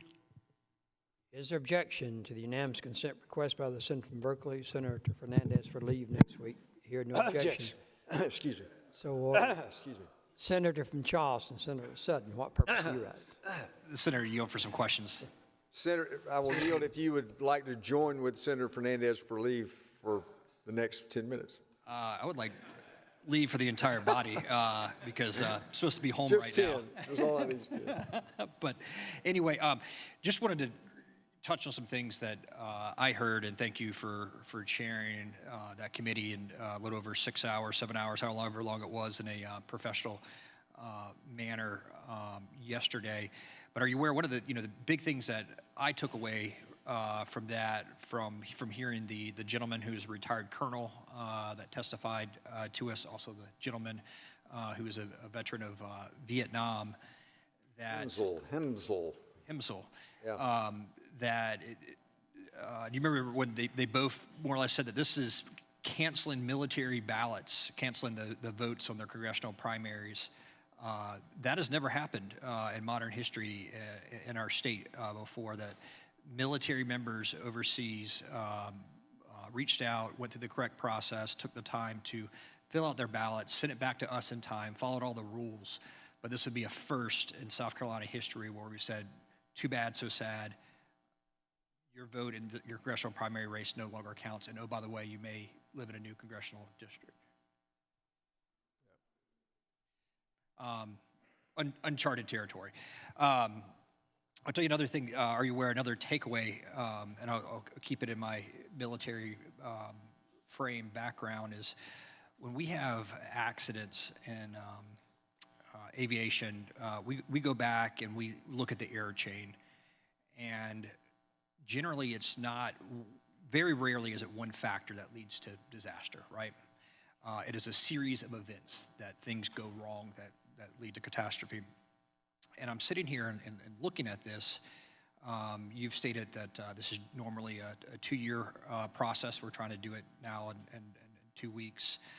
We have a brand new election director who's been on the job for all of 5 weeks. Super capable guy, but this is a monumental task to take on in 5 weeks. We have ballots that are already coming in and being received because the election is in process. We haven't budgeted for this. The most recent number started at $2 million. It's now at $6 million, and that doesn't even include the cost to defend these maps. And I believe the last time that we had to do that, the Senate alone, I want to say, spent around $3 million. So that bill is continuing to grow. Not to mention everything at the county level. We heard from the Richland director about finding new polling locations. It's unfortunate we didn't have 2 days of testimony because the Charleston director was going to come up this morning and talk about the issues that we face down there. But are you aware that I see this error chain is growing by the day, and feel very strongly that we are headed to catastrophe for here, because there are all these things way outside the boundary of what we would consider normal, and we're continuing to add and add and add along that, and hoping the system can withstand. I will never be accused of being a pilot or having the military background you're describing and/or the vacuum here. So perhaps a great analogy. Thank you. And where this process be fighting hard for my friends in active duty and their families and contractors that are overseas, because again, we are in uncharted territory that more or less Memorial Day weekend, when we are supposed to be honoring our war dead, that we will be faced with a decision: do we cancel ballots from military members that have already been cast in an election and discard those? That is a decision that we're going to make over a holiday weekend where we're supposed to be honoring our war dead. Thank you. Thank you, Mr. President. I want to just say this in final to the full committee who was there, to the members who stayed, and all of you did, to each of you, I thank you for your attention, your heart, your head. And to those of you who I was short with and offended in any way in terms of perhaps a little sharper elbow or a shorter tongue, my apologies to you. We are in a tense, tight time crucible, folks, and as I charged in hope of how our public speakers would engage with us, perhaps I failed some of you by not being as respectful, but this now is the Senate's decision to do with what it will. The process, albeit expedited, short, is the process that we've got. And so to each of you, I appreciate your service. Thank you. We proceed. We have amendments on the desk. The reading clerk will publish the first amendment. Senator from York, Senator Clymer, what purpose do you raise? Thank you, Mr. President. I move that the Senate recede for 30 minutes. Motion is that the Senate recede for 30 minutes. All in favor would say aye. Aye. Opposed, no. Ayes have it. The Senate will stand receded for 30 minutes.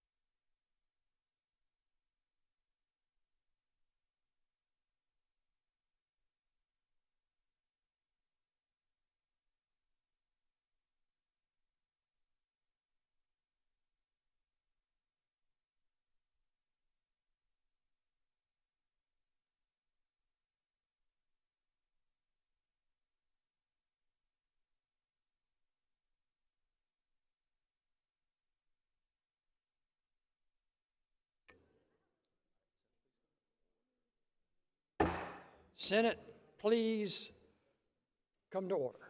Senator from Berkeley, Senator Grooms, what purpose do you ask, sir? To note a motion. State the motion. Mr. President, it's becoming increasingly clear that in order for these maps to become law before early voting begins, the process has to speed up somehow. So under Rule 43, I intend to make the motion tomorrow to suspend Rule 15. That motion is noted by the body. Thank you, Mr. President. Thank you.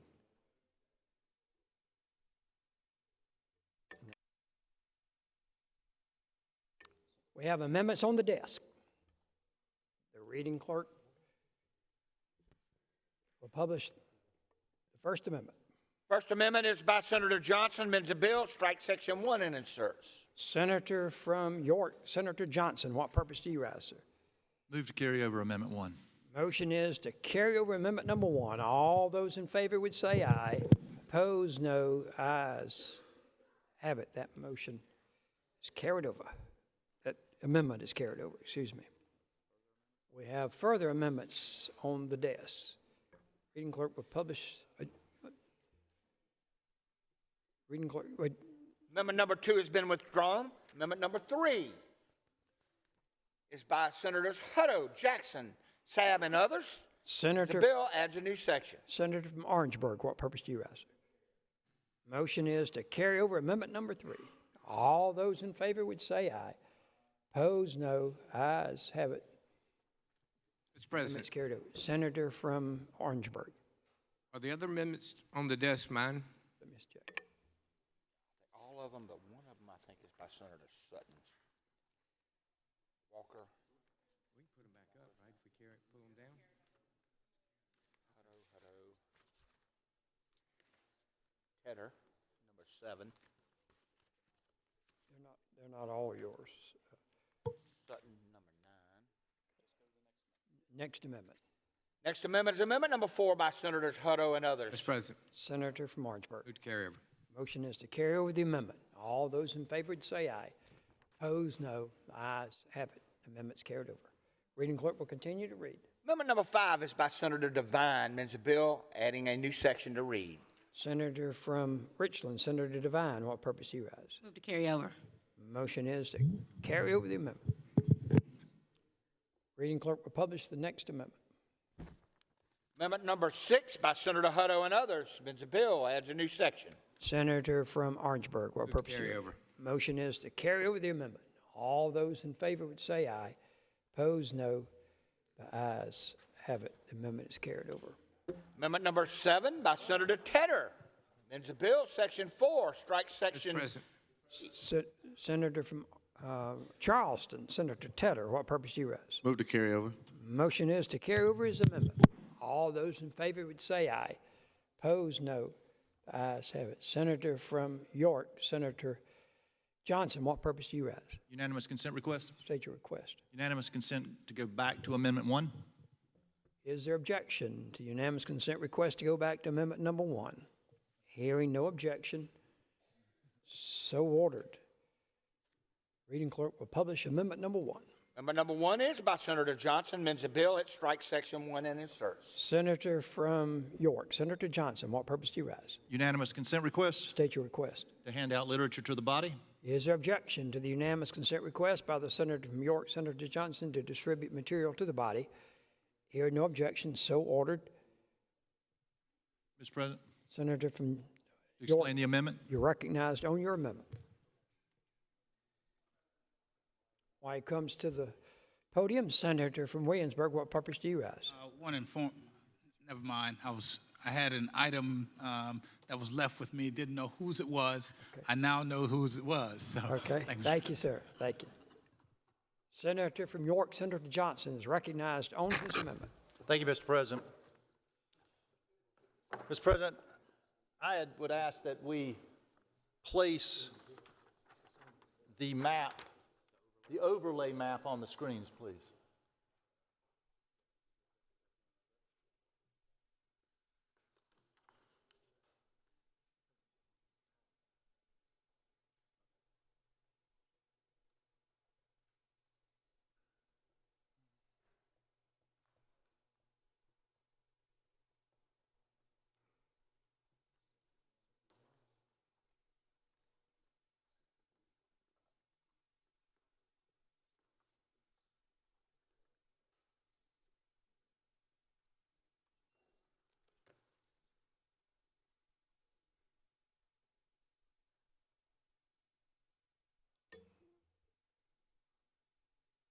Senator from York, Senator Johnson. Thank you, Mr. President. Earlier today, I passed out a draft to everyone of my proposed changes to the congressional maps. I've also, in the last few minutes, distributed the breakdown numbers for everyone to be able to review. And what you're seeing on the screens is simply an overlay.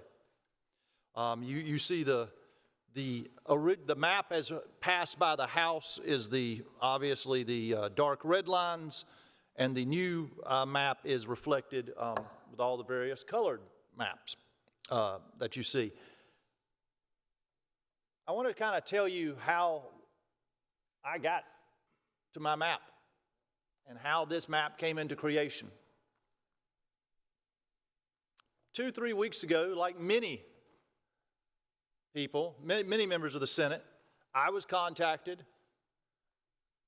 by the White House, and I was asked what my position was on the potential remapping and redistricting.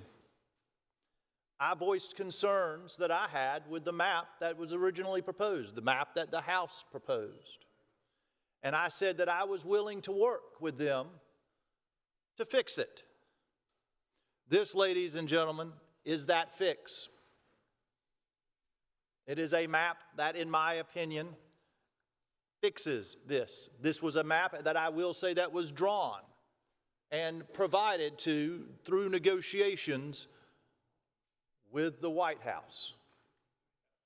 What this map, one of the things this map does, and I think you will want to notice this, it puts Representative Clyburn back in the 6th, unopposed.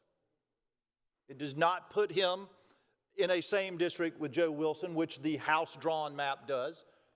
This puts him in his own district, the 6th. It also, to what I wanted and what I asked from the White House, was it reunited Fort Mill. When we talk about communities of interest, everybody's district is a community of interest. You live in Columbia, it's a community of interest. You live in Greenville, it's a community of interest. I'm going to say this, and you may disagree, but where I live is a community of interest. We are separated by the river. The river runs from the west side of our district, of our area, out of North Carolina, all the way to the southern, and hits Lancaster County before it goes south.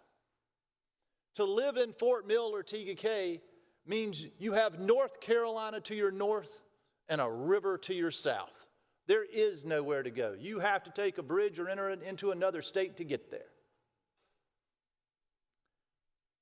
It is a unique community, and what I wanted to do was get as much of it to remain in the 5th Congressional District as I could. And that's what I asked the White House to do, and that is the map you see. I believed it was important that we have this map, that we have the opportunity. When you look at the breakdowns, it still calls that all 7 districts have an opportunity, have a statistical advantage for a Republican to take all 7. I realize that may not be what everybody wants, but that's what this map does. I believe this map reflects the support of the White House. This map has my support. And Mr. President. Senator from Richland, Senator Jackson, what purpose do you raise? President, with Senator Yield. I will. Senator Yield for questions. Yes, with Senator Yield for questions. Thank you, Mr. President. Senator, thank you for your presentation. Let me ask you a few questions. Some of the things you said to us, it's kind of concerning, but it adds clarity. One, you've made it clear that the White House is drawing the maps. Second, you've made it very, very clear that in order to get something done in this body, local reapportionment for the state of South Carolina it has to have White House approval. To the best of your knowledge, and I know you haven't been here as long as some of us, have you ever witnessed or heard of a reapportionment process in which a legislative body in South Carolina did not go forward unless the White House signed off, be it Democrat or Republican? Senator, I think that the White House is not trying to influence local drawing of maps from a South Carolina House, South Carolina Senate standpoint. This body, are they putting their finger on the scale? Perhaps, but doesn't every congressman put their finger on the scale when we're redrawing their maps? They have input. I was sitting here in, what was it, 2, 3 years ago, 4 years ago when we passed the last round of maps, and I remember congressmen saying, we prefer this, we prefer that. I think this is simply part of the process that allows us to come to a conclusion on what the map should look like. Senator, let me ask you this again. Sure. Okay. You said you've heard congressmen and women put their input on it. That's not what you said earlier. You did not say that I checked with Congressman Wilson.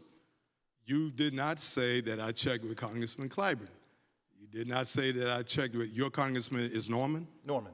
You did not, and I notice his name hasn't been mentioned in your mouth. You said very clearly that you checked with the White House, not with a congressperson who occupies a seat, and you received the blessing of the White House. So back to my original question. Have you ever witnessed or have you ever seen when there was a reapportionment debate, discussion happened, and let us not take other states. Let us stick with South Carolina. You know South Carolina, right? The state that fired on Fort Sumter for its independence, okay? I can't imagine that there's some people, maybe I need to check with the senator from Charleston, that will be turning over in their graves thinking that we cannot vote on not just a map, on an amendment to a reapportionment process without getting the blessing of the White House. Oh, Senator, I don't think you have to have the blessing of the White House. You've just indicated No, what I said, Senator, was that I asked the White House. Let me ask you another question. When in 2022, when we were redrawing maps, I didn't know anybody in the Biden White House. I didn't have anybody in the Biden White House to call and ask for, hey, are you okay with this? But guess what? I did, and I didn't ask them. Okay? I don't know. I didn't feel necessary to to ask them. Let me ask another question, because I haven't been as engaged with this, but you've really piqued my interest, okay? What if the White House would have said to you, no, we don't like your amendment? Would you be standing at the well today offering that amendment? I would. Oh, absolutely. Absolutely, Senator. I'd had an didn't you say obligation you wanted to represent Fort Mill, TUK, Indian land. I'd be standing right here. What I wouldn't be saying is that this was okay, that I received their support for passage. So here's perhaps my final question. Why is it necessary for you in the state of South Carolina, in the South Carolina Senate, to tell us that you think one of the reasons why your amendment should pass is because the White House has given you their blessing? Senator, you have just confirmed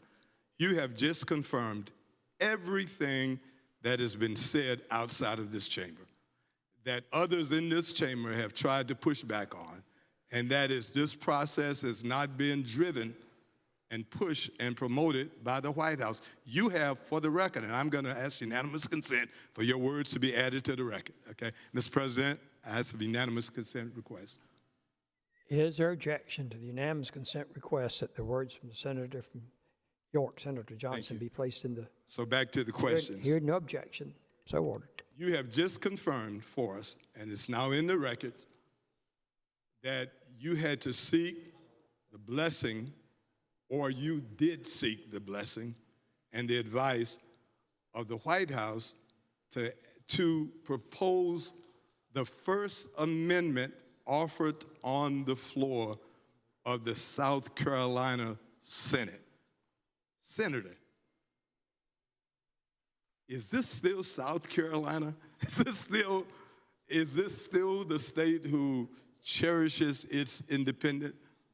Is this still a state that says that we do what we think is right regardless of what the federal government has said? Have you ever heard the term, let me pose the question, have you ever heard the term the overreaching arm of the federal government? Certainly. Do you not think this is an overreach by the federal government? We have wars all over the world. We have American troops on foreign territory today, not knowing when they may get the signal to go and engage in warfare. And you're telling me that of all the things that the White House has to do, that it has time to consult with you on an amendment to a reapportionment district that, by the way, at best will add only 1 seat to Congress, at best. Senator, I will say this. The White House, as far as I know, did not dictate any map. I asked an opinion on a map. I was given an opinion on a map. I was told. Did they help you draw the map? Did they help me draw it? Yes, I answered it for you. So, okay, thank you. But I don't think it would go too far to say that we are being dictated to by the federal government on this. I think that there are other amendments coming behind this that will show maps. I believe that those maps, some may have talked to the White House, some may have talked to Joe Wilson, some may have talked to Ralph Norman, some may have talked to any of our congressmen. Or they just may have decided, oh, this is what I think the map should look like. I made a conscious decision to consult. I had to ask some questions. This is my amendment. I am here to certainly defend the amendment. I think this is a better map to me, but my better map may not be your better map. I have a feeling the senator from Charleston doesn't think this is going to be a better map for Charleston. There are going to be people in Spartanburg who don't think this is a better map for Spartanburg. I am telling you, that is why this is my amendment, and no one in the White House told me to do this amendment. No one in the White House is forcing me to be here. I'd be here no matter what, trying to make sure that more of my district and the people who live in my community were in the 5th district. Senator, did you consult with the current congressman in the 5th district? I probably had some conversations with the future congressman in the 5th district. Now, but did you? You should have had conversation with the future occupant of the White House, but you didn't do that. Congressman Norman okay, Adams, but you. So did you consult with the current congressman from the 2nd congressional district? No, I didn't talk to you. Did you consult with the current congressman from the 6th congressional district? I'll fast forward for you. I didn't call any congressman. But you did talk to the White House. I certainly had a conversation with him. And you did not think it would have been wise to talk to those who are directly impacted by this. You skipped over the ones who would have been directly impacted to go talk to the White House and not to the current congressman from the 5th, the 2nd, or the 6th. Senator, I could have proposed a map and not spoken to anybody. I just chose to use this map. Senator, as I take my seat, perhaps this may be the only question I ask in these next couple of days. Thank you for your transparency. Thank you for allowing us now to confirm we don't have to leave here without any doubt what is driving this process. Thank you, Senator. Senator from Charleston, Senator Sutton, what purpose do you rise? Well, Senator, you yield for some questions. I will. Senator yields for questions. Appreciate your interest in keeping your community, Fort Mill, together. I think a lot of us in here share that concern. And what I'm seeing here on the House map now, this map, are you aware that That interest has certainly not been extended to Columbia and Charleston. So can you talk a little bit about what this map does, your updated map, what it does to Charleston? On a street-by-street basis, Senator, I probably couldn't tell you what it does to Charleston. Certainly, you can see on the overlay, it changes the lines, the proposed lines. It changes those. Senator, I'll say this. When I drew this, I was looking after York County.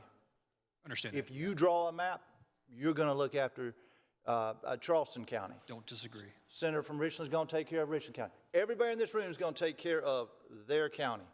I represent York and Lancaster counties. I wanted to make sure that Lancaster stayed together, and I'd like York to stay together.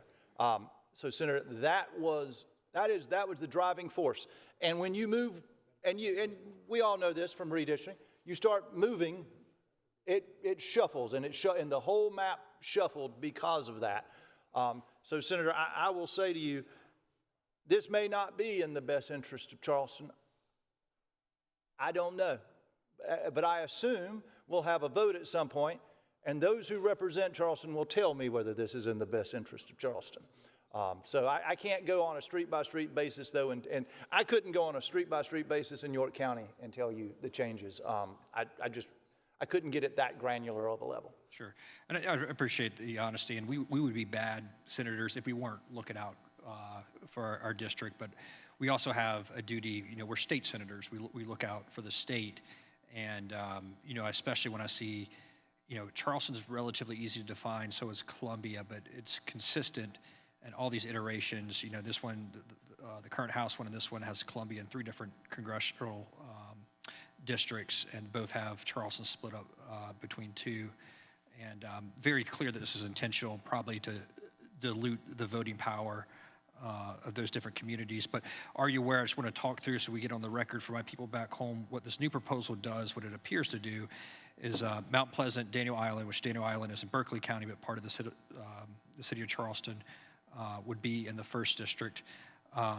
Downtown, the majority of downtown Charleston and West Ashley out to Bees Ferry would be in the 7th district. That's where I happen to live.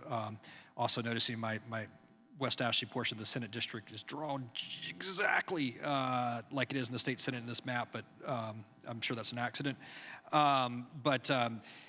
James Island, Johns Island, outer West Ashley would all be in the 1st, and then you've got, are you aware, south of Broad, Union Pier, and then it looks like it curls back up into Wagner Terrace.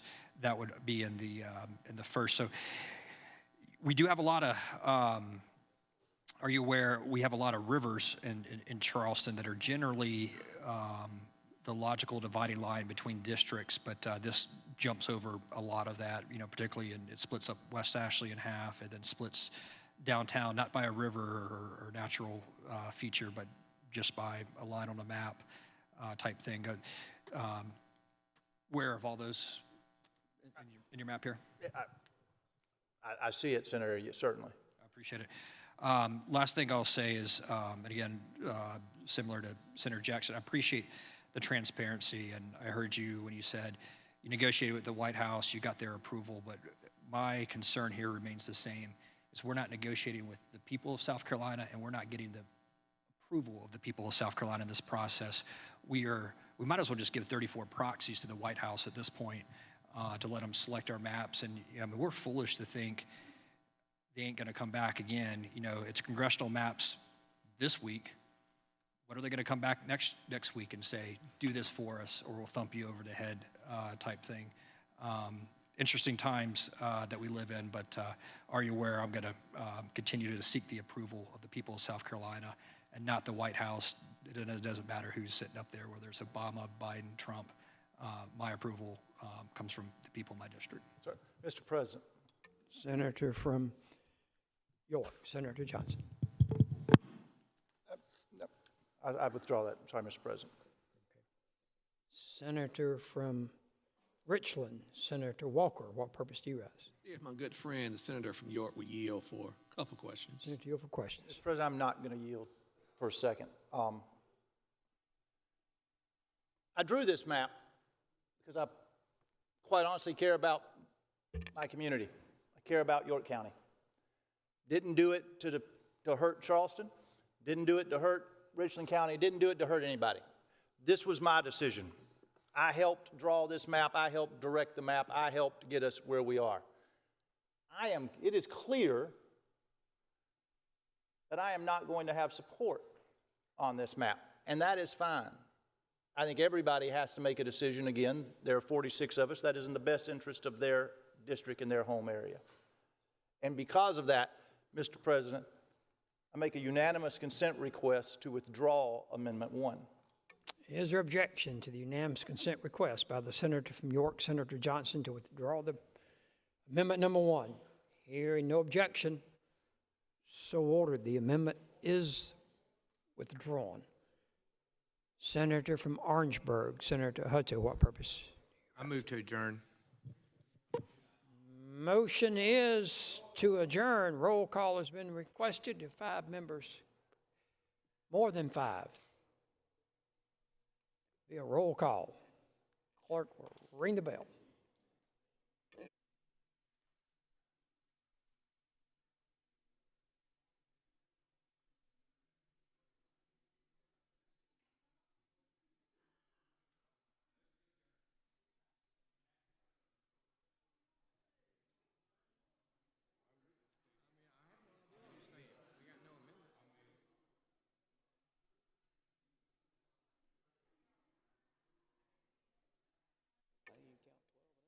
Question is, the motion to adjourn. Roll call has been ordered. Clerk will ring the bell on adjournment. Reading clerk will call the roll of the Senate. Mr. Adams. Mr. Adams not voting. Mr. Adams votes no. Mr. Alexander. No. Mr. Allen. Aye. Mr. Bennett. No. Mr. Blackman. Not voting. Mr. Bright. Votes no. Mr. Campson. No. Mr. Cash. No. Mr. Chaplin. No. Mr. Clymer. No. Mr. Corbin. No. Mr. Cromer. No. Mr. Davis. No. Mrs. Devine. Aye. Mr. Elliott. No. Mr. Fernandez. No. Mr. Gambrell. No. Mr. Garrett. Mr. Garrett votes no. Mr. Goldfinch. Not voting. Mr. Graham. Aye. Mr. Grooms. No. Mr. Hembry. No. Mr. Hutto. Aye. Mr. Jackson. Aye. Mr. Johnson. No. Mr. Kennedy votes no. Mr. Kimbrell. No. Mr. Lieber. No. Mr. Martin has leave. Mr. Massey. Mr. Massey not voting. Mrs. Matthews. Not voting. Mr. Ott. Votes aye. Mr. Peeler. No. Mr. Rankin. Not voting. Mr. Rickenbaugh. No. Mr. Rice. No. Mr. Sabb. Aye. Mr. Stubbs. Votes no. Mr. Sutton.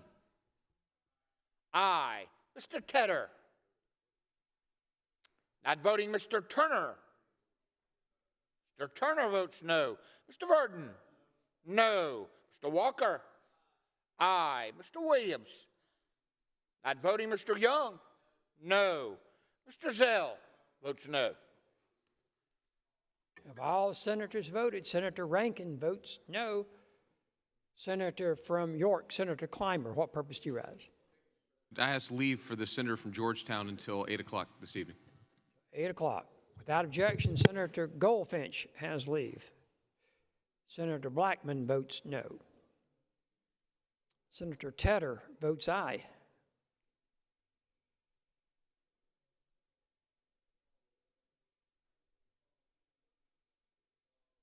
Of all members wishing to cast their vote, Senator Massey votes aye.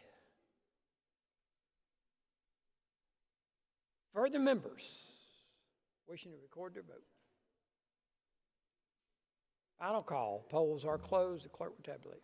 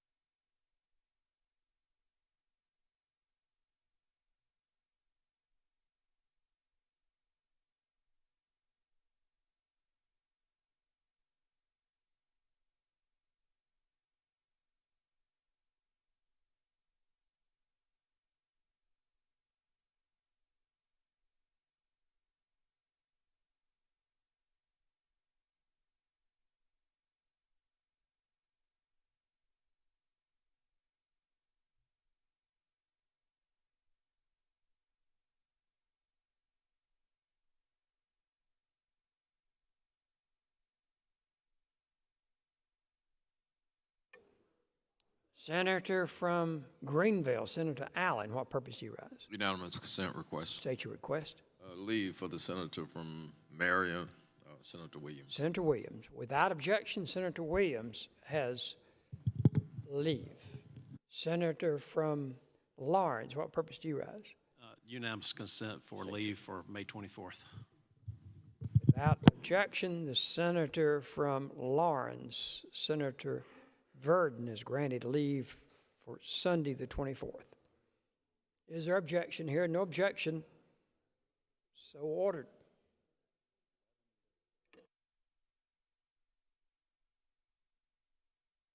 By a vote of 11 to 31, the Senate refuses to adjourn. We have additional amendments on the desk. Reading clerk will publish the next amendment.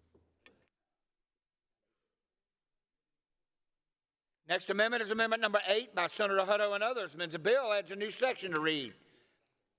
Section, in accordance with the 2026 congressional redistricting, notwithstanding any other provisions of law, any implementation of change of congressional district boundaries shall be undertaken in a manner that allows sufficient time to avoid voter confusion and ensure orderly election administration. Senator from Orangeburg, what purpose do you rise, sir?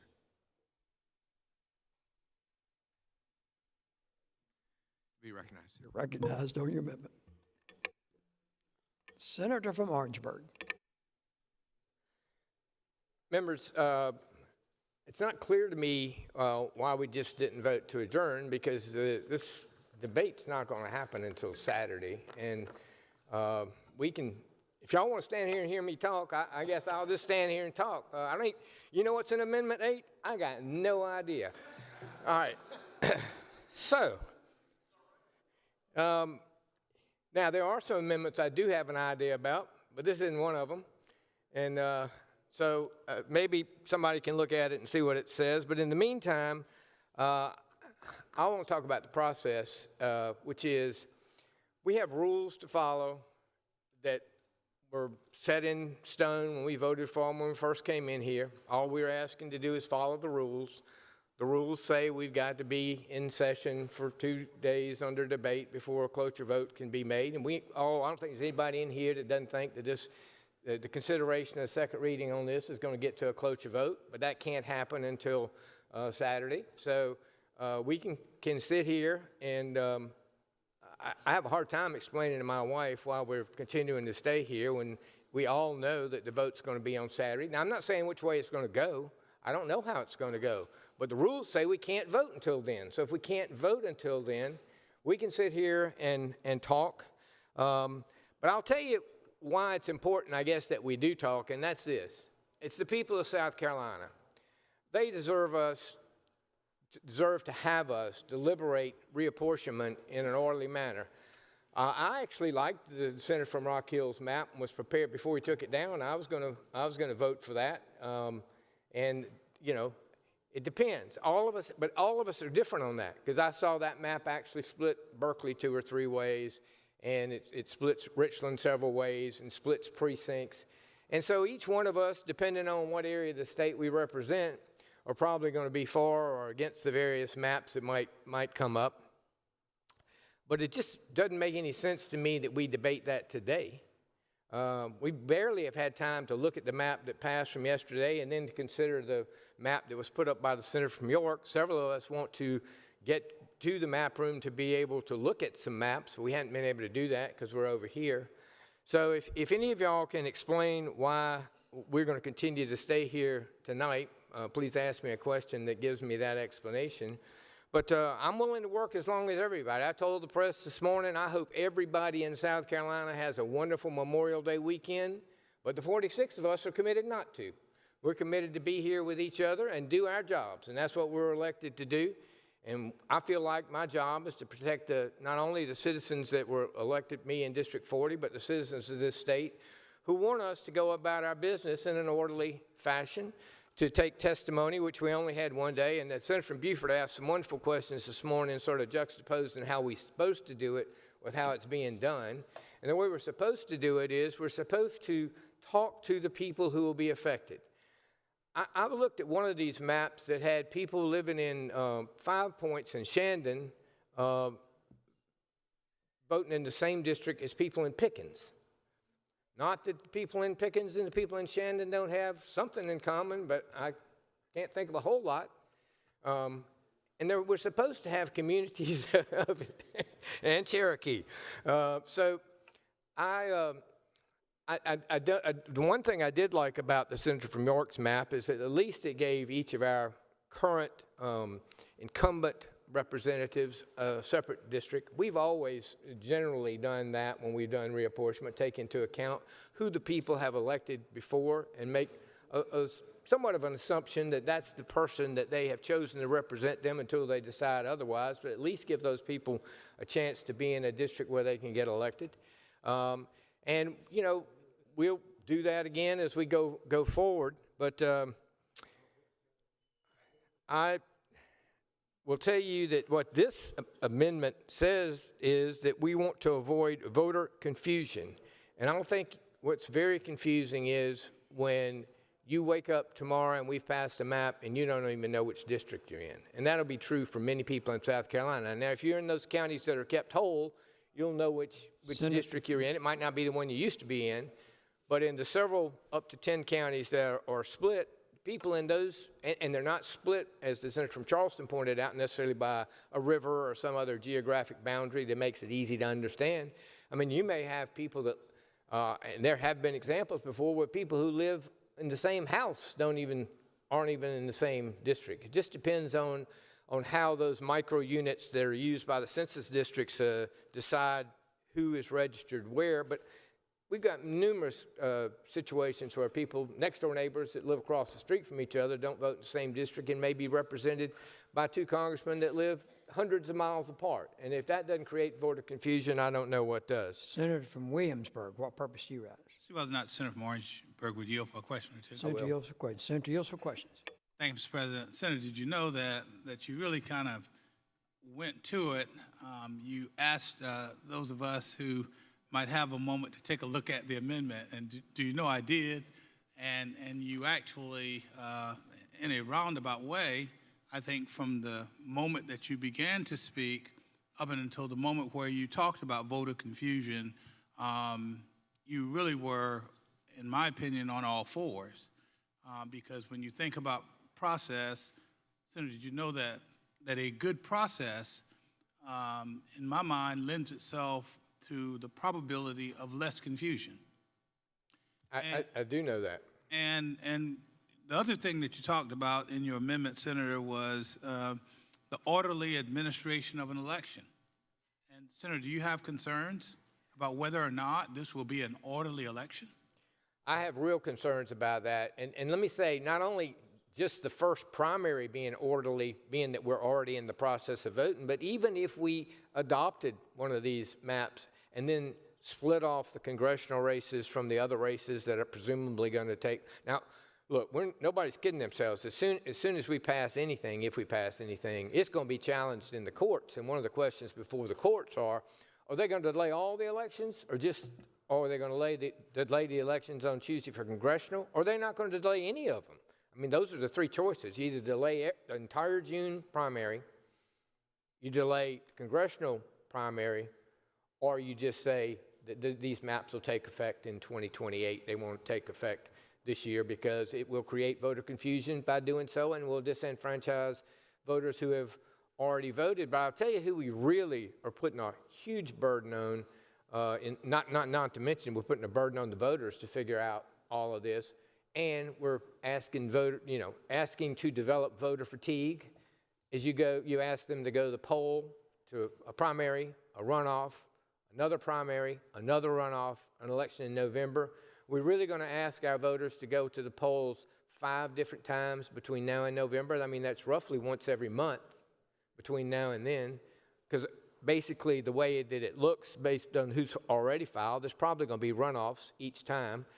But I'll tell you who the real hardship is on is the hardworking election folks who give up their time at very little pay. I mean, they get paid just enough basically to buy lunch while they're out.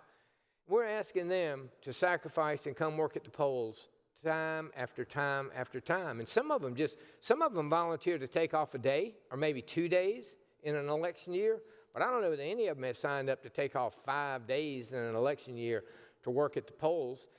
And on top of that, there's going to be confusion when some of the polling places that we traditionally vote at are unavailable to us on these new days. I mean, right now we know in the June primary, many of the precincts vote in schools, and the schools aren't in session. And so you don't have that problem of people trying to cycle through the parking lot and the pickup lines to vote and get confused with those picking up students. And so are we really going to have time to change precinct designations in places that are unavailable to us? Because we don't even know which 5 days are going to be picked, right? I mean, let's assume that we go forward with the June vote and the November vote. We know those two, and I guess we would know the runoff date for the June vote. But whether there's a vote in August or September or October and what the runoff would be for that, we don't know. We just don't know. And so we are adding not only to voter confusion on which district they might be in and why, but also confusion about where they might have to vote. And we're asking our hardworking poll workers to come back time and time again. But when you have 5 elections instead of 2, it costs at least twice as much, if not 3 times as much to do that. And here in a year where we were asked to consider appropriating money to make sure that all children had a breakfast in schools, and we didn't have money for that, we wouldn't take up the suspension of the gas tax to make sure that we give our hardworking folks a little bit of a break during this time where gas prices are exorbitant. We couldn't do those things, but now we're going to come up with $6 or $8 or $10 million to run special elections that are not necessary if we just stick with the program we got now, which would be we'll run primaries in June with a runoff and we'll run elections in November. Nobody's under the illusion we're not going to redraw the congressional maps. We're going to do that, but we ought to do that in an orderly fashion, taking testimony, and let that apply in 2028. It makes no sense to try and rush it through at a time when we're only going to cause confusion. And Senator, you know you covered just a myriad of issues in your response to my question. You know, I really have an appreciation for when you began to talk about those hardworking volunteers who give of themselves and their time to make sure that things are well at the polls. Senator, do you know that in this particular time, in my mind, it's important for us to really give those workers their due respect.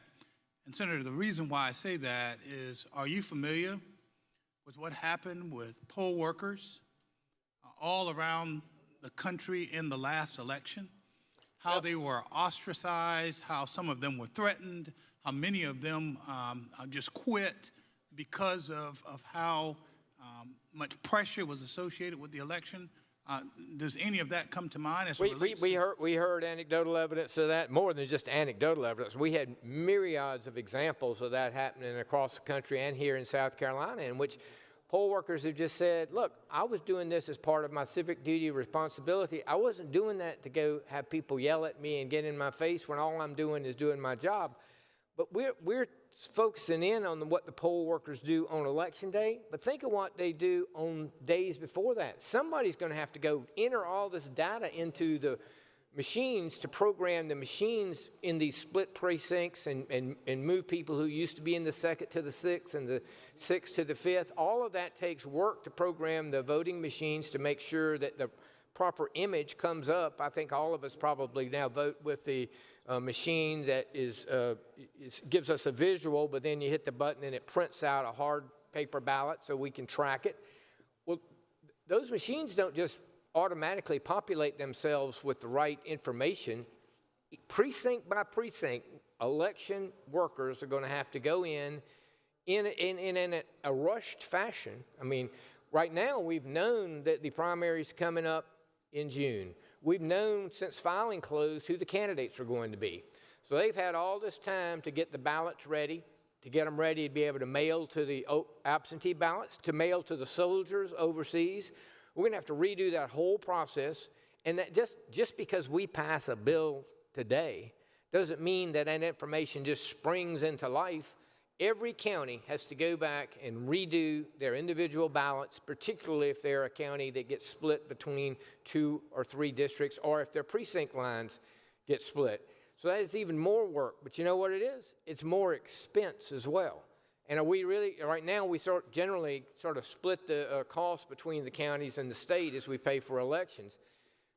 The counties have budgeted. Many of them have gone through a budget process. They knew this was an election year. They put money in their county budgets to pay poll workers and election workers to get the machines programmed, to test them, to make sure that they were right. But they didn't pay for 5. They paid for 3 at the most. And Senator, do you know that they have deadlines?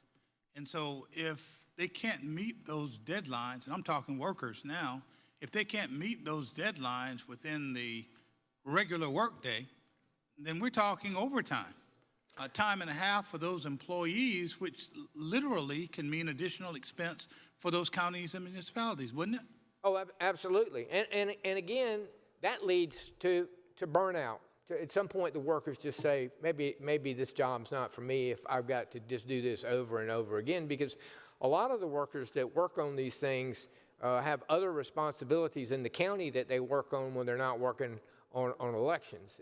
Some don't, but some do. And so to throw that on the counties and then have the county councils have to meet in special session to figure out where they're going to come up with the extra money, unless, and I think there's going to be an amendment up here to do that, to say if we're going to do this, that we should make the counties whole. We should reimburse them completely for doing that at a time when we can't even make sure that all the children are getting breakfast, but we can come up with money to pay for that. Or perhaps get Washington to send us some money down here since they are in favor of this and occurring.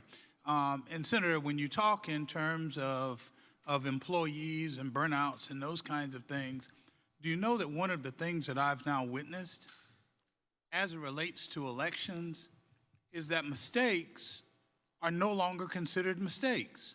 It's fraud. It's, somebody trying to manipulate an election. So those workers that you're describing, who may very well be suffering from burnout, that might make a mistake, here they go finding themselves on the headlines about you doing something wrong. And do you know that there are felony penalties and all of those kinds of things associated with what they do? There are, because look, elections are important business, and we want to get it right. And to get it right, you need to plan, prepare, give yourself enough time, make sure the voters are, we hadn't even talked about the workers now. Let's talk about the voters for a second. They're going to have to be educated as to the fact that, okay, we know you already have made your decision about who to vote for Congress, but go ahead or maybe you've been knocking on doors. Maybe you've been working hard to get the person that you want to represent you in Washington, and all of a sudden you're going to say, never mind, you're not even in that district anymore. Do you know how that's going to make hardworking campaign volunteers feel? That all of that time has been in vain. I mean, maybe the candidate that they're supporting doesn't even live in their district anymore. Maybe the person that is under these new maps won't file to run, or they'll file to run in a different district. It adds to a tremendous amount of confusion, for which, if you're going to do that, you need to at least give the voters a fair chance to know what the process is, when the election dates are, when the early voting is, when the absentee voting is, and which precinct, I mean, what candidates are going to be on my map. And I'll tell you what it does, and we all know this. If you take an election off the normal election schedule, turnout goes down tremendously. And I think we all benefit from a robust electorate coming out and voting. I mean, I think that's what was intended, is that, I mean, I would love to say we have universal participation. We never have, we probably never will, but it would be great if everybody voted. But what's going to happen if we have a separate election day for a congressional race, the turnout's going to be, I wouldn't be shocked if it's not half as much if the congressional candidates aren't running the same time as the gubernatorial and attorney general candidates and the state house candidates. And Senator, you know, as you were talking, I reflected for a moment on the conversation we had with Senator Maury earlier when he talked and expressed that one of his regrets was that the process did not lend itself like it has traditionally, where persons from all across the state had the opportunity to come and to voice their opinion regarding lines in which congressional district they'll be on. And Senator, when I listen to you talk about that worker that's gone out and has been campaigning for his or her candidate for the entire time, and lo and behold, all of a sudden, they realize this is no longer their congressperson. When they think about the absence of having an opportunity to participate in the process and where they are, how do you think that person is going to feel, Senator? Well, they're going to feel like the rug's been pulled out from under them. They're going to feel like, here I was doing my civic duty and getting involved. We always ask people to get involved. You know, find out who represents you, figure out which candidate you want to represent you, and work for them. Do the right thing. Talk to your neighbors. But now we're going to, I mean, these candidates, look, they've raised a lot of money, assuming that the election is going to be in June. They've printed materials.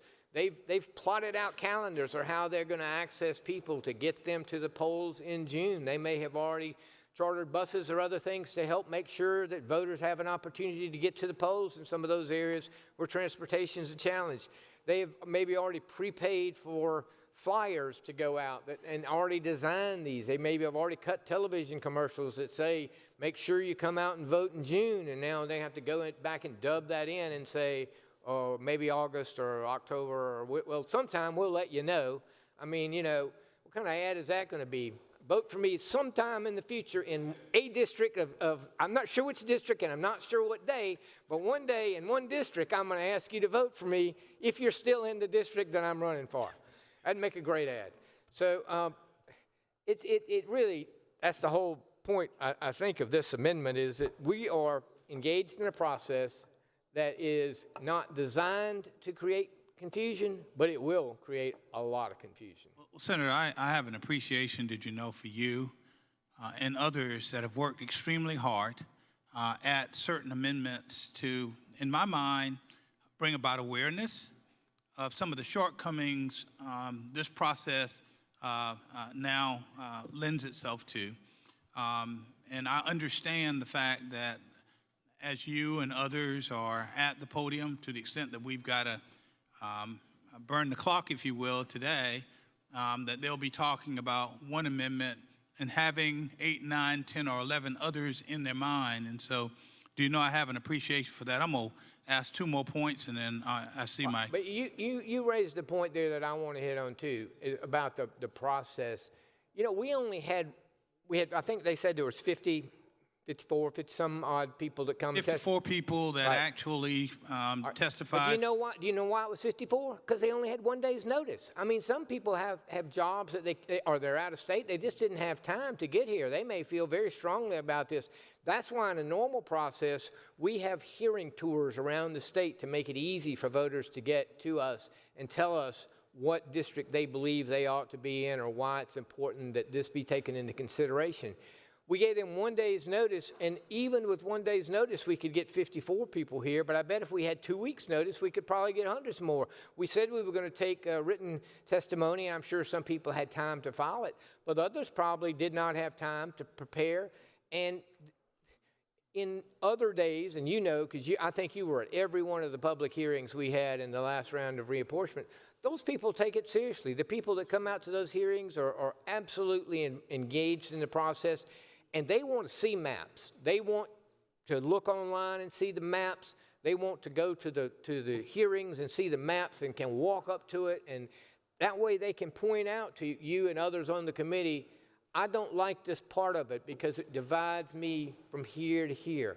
Or I don't like this because it puts me in with that town over there, and we got nothing in common with them, yet it won't put me in the same district as this town, and we all go to the same high school. You know, it just doesn't make any sense to rush the process like this. And Senator, when you talk in terms of me and having been a part of the last redistricting, did you know that what was also interesting, I pointed out earlier in my questioning of Senator from Ori, that many members of the Senate, of the House of Representatives were at those meetings. Do you know who else was at those meetings? The mayors, the supervisors, the county councils, the city councils. They were engaged because they're interested in their communities of interest. Did you know that? Oh, look, it makes so much sense. When you send your representative to Washington and you're an agricultural area, you want to make sure you're electing somebody who knows about that. If you're sending somebody to Washington to represent Charleston, you want to make sure that that congressperson knows how important the Port of Charleston is. You know, if you're sending somebody to represent the upper part of the state, we want them to know how important manufacturing is in the upper part of the state. I mean, you're sending somebody from the Myrtle Beach area, you want your congressperson to be invested in the fact that tourism is a huge part of the driving force of the economy in that area, and in turn, a driving force in South Carolina. I mean, a lot of the money that I guess everybody realizes that, but a lot of the money that we have to pay for things in the budget that are very important don't just come from income tax and property tax. A lot of it comes from tourists who are coming here and they pay accommodations tax, they pay sales tax, and they help us fund budgets for the rest of the things that we need to carry on. So you're right, it is those city managers, the city council people, the mayors who are very, very invested in making sure that their congressperson, that the district they're going to be in, that their congressperson knows what's important in that district.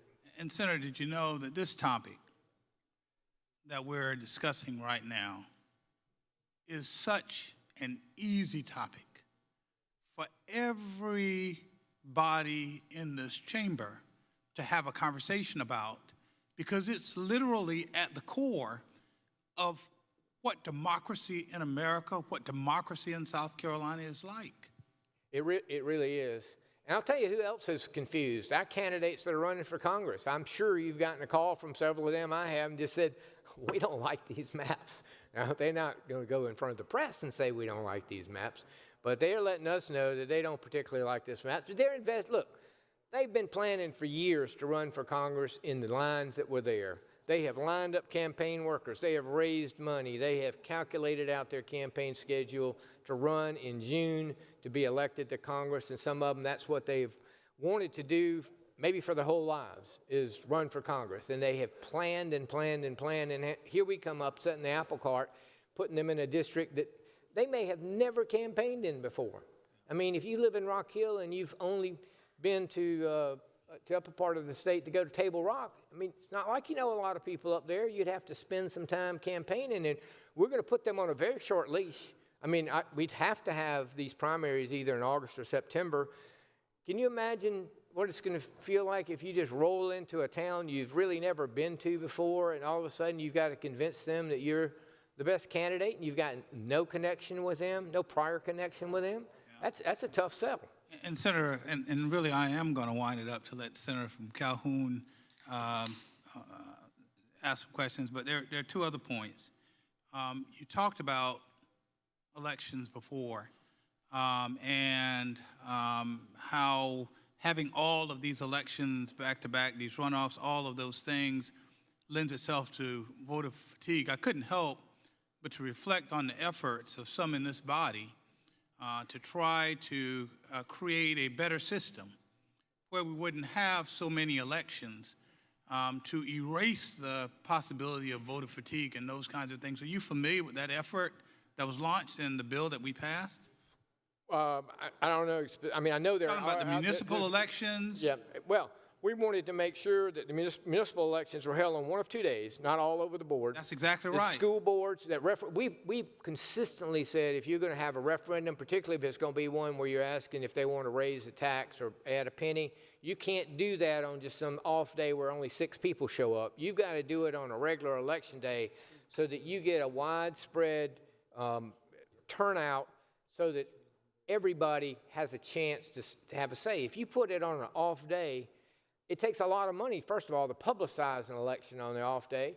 And people, if they're not used to voting in March, you don't get a big turnout in March. And people are interested in those issues. And in my mind, we're trying to add clarity so that they know, okay, this is an important issue. When it comes up, it's going to come up one of these times. And so, Senator, do you know I believe that helps with the notion of erasing voter fatigue. I think it helps with the idea of erasing confusion and add certainty and predictability and all of those kind of things.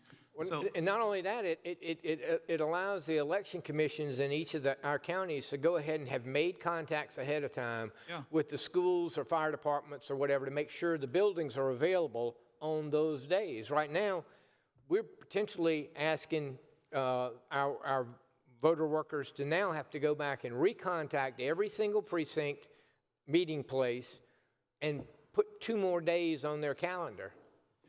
And Senator, my last question, for real this time. Did you know that it, to a degree, pains me to watch the chair of judiciary have to get up and speak candidly about a process that he realizes had many flaws, and that all of the redistricting efforts that he's gone to all of these years, he's had an opportunity to be proud of the work that he and his subcommittees and his committee has done. But in this instance, because everything's so rushed, everything's so constrained, don't get a chance to have a process that he can be proud of and have an appreciation of. Do you know that pains me to witness that? It does, because do you know that we have prided ourselves over the years on the decades when the census comes in to have a process. We don't wait till the census numbers come in. We develop a reapportionment process and standards leading into that year when the numbers actually come back. And then when the numbers come back, we have to plug those all into our computers to find out how many people are here, where they've moved from, and what districts have grown and which would have shrunk, and how are we going to rearrange these people, and are we, because we want to put them in with we want to put people in a district that's where people are similar, they have a similar interest. In that process, Senator, there are a bunch of folks that weigh in on that to make sure that it's the best process, the best product that we can produce as a Senate. There's no doubt about that, and that's why, as he described it this morning, it's a multi-month, if not multi-year process, because it's important. It's important, and it's important that we take it seriously. And I think by just saying, we got to get this done by a certain deadline. 2 weeks. 2 weeks. We got to get it done. We got to get it done. And then we run headlong into our rules that say we can do this if we do it in an orderly fashion, and we'll vote on Saturday. But for some reason, everybody wants to hear me talk on Thursday. Senator, we love hearing you talk. Thank you, Senator. Thank you. Thank you, Senator Williamsburg. Senator from Calhoun, what purpose do you rise? See if the senator will yield for some questions. I will. Senator yield for questions. Senator yields for questions. Senator, did you know I think you're going to have to get used to talking. I think we're going to have to get used to listening to you over the course of the next few days. But I, like Senator Sabb, appreciate it. Speaking of which, can you hold on? Can I get one of the pages to bring me my cup that's on my desk? No, I don't want this cup. I want my cup. No, there's not bourbon in my cup. How about just, just some iced tea? No, not under our rules. You can't do that. Unanimous consent to yield to the senator from Horry, Mr. President. Is there objection?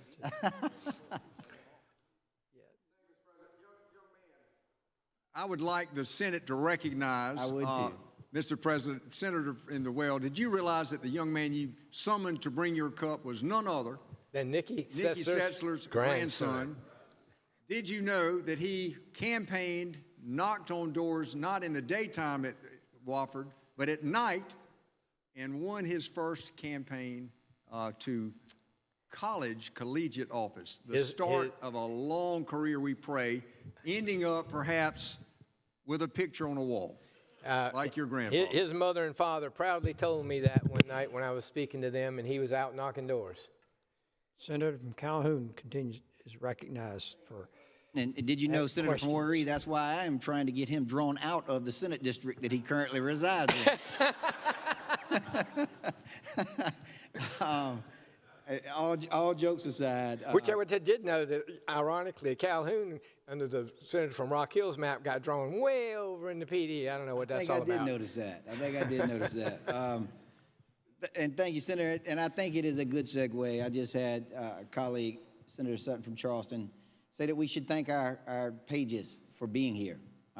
Sincerely, all of them, for taking more time out of their busy schedules. I know this wasn't on their bingo cards either. Hey, what about our staff who's got to be here potentially over the weekend, on a Memorial Day weekend? We ask a lot of them, and look, when they sign up, they know that's a possibility that we will work hard and long, but not really on Saturdays and holidays. That is, I mean, when is the last time that we have ever worked on a holiday, much less a holiday designed to celebrate our servicemen and women who've given the ultimate sacrifice to keep us free, and we're going to work on their holiday to try and disenfranchise their vote? I mean, really? Well, I was going to ask you that, if you could ever remember a time when the Senate was brought in on a Saturday or a holiday.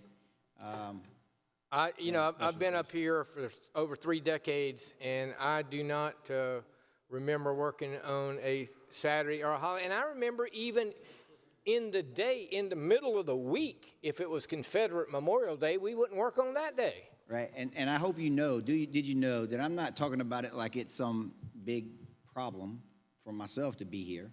I'd prefer to be doing something else. But at the same time, that's not what it's all about. It's about the fact that we have to come in on a Saturday. We have to come in on a Memorial Day, Monday, holiday, because we are so scrunched for time, we are so pushed, which then just leads into my next question. We just adjourned sine die last week, correct? Right. Do you recall at any point from the second Tuesday in January when we convened, all the way through last week, I guess, when we adjourned, this being a major issue?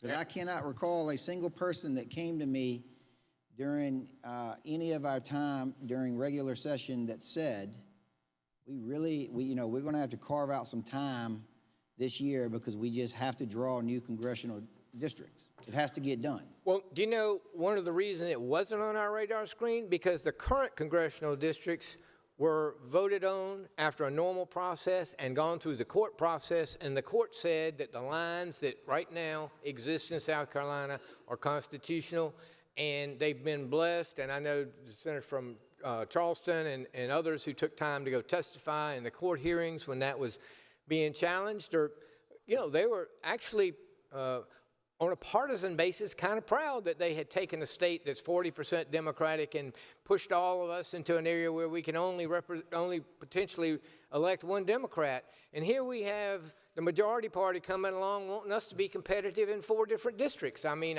throw me in that briar patch, but not in a rushed basis. I'm glad to have that debate, and let's redraw these maps and make South Carolina competitive. I'm all for that. But it was never a major priority of leadership that I'm aware of within this body or even in the other body.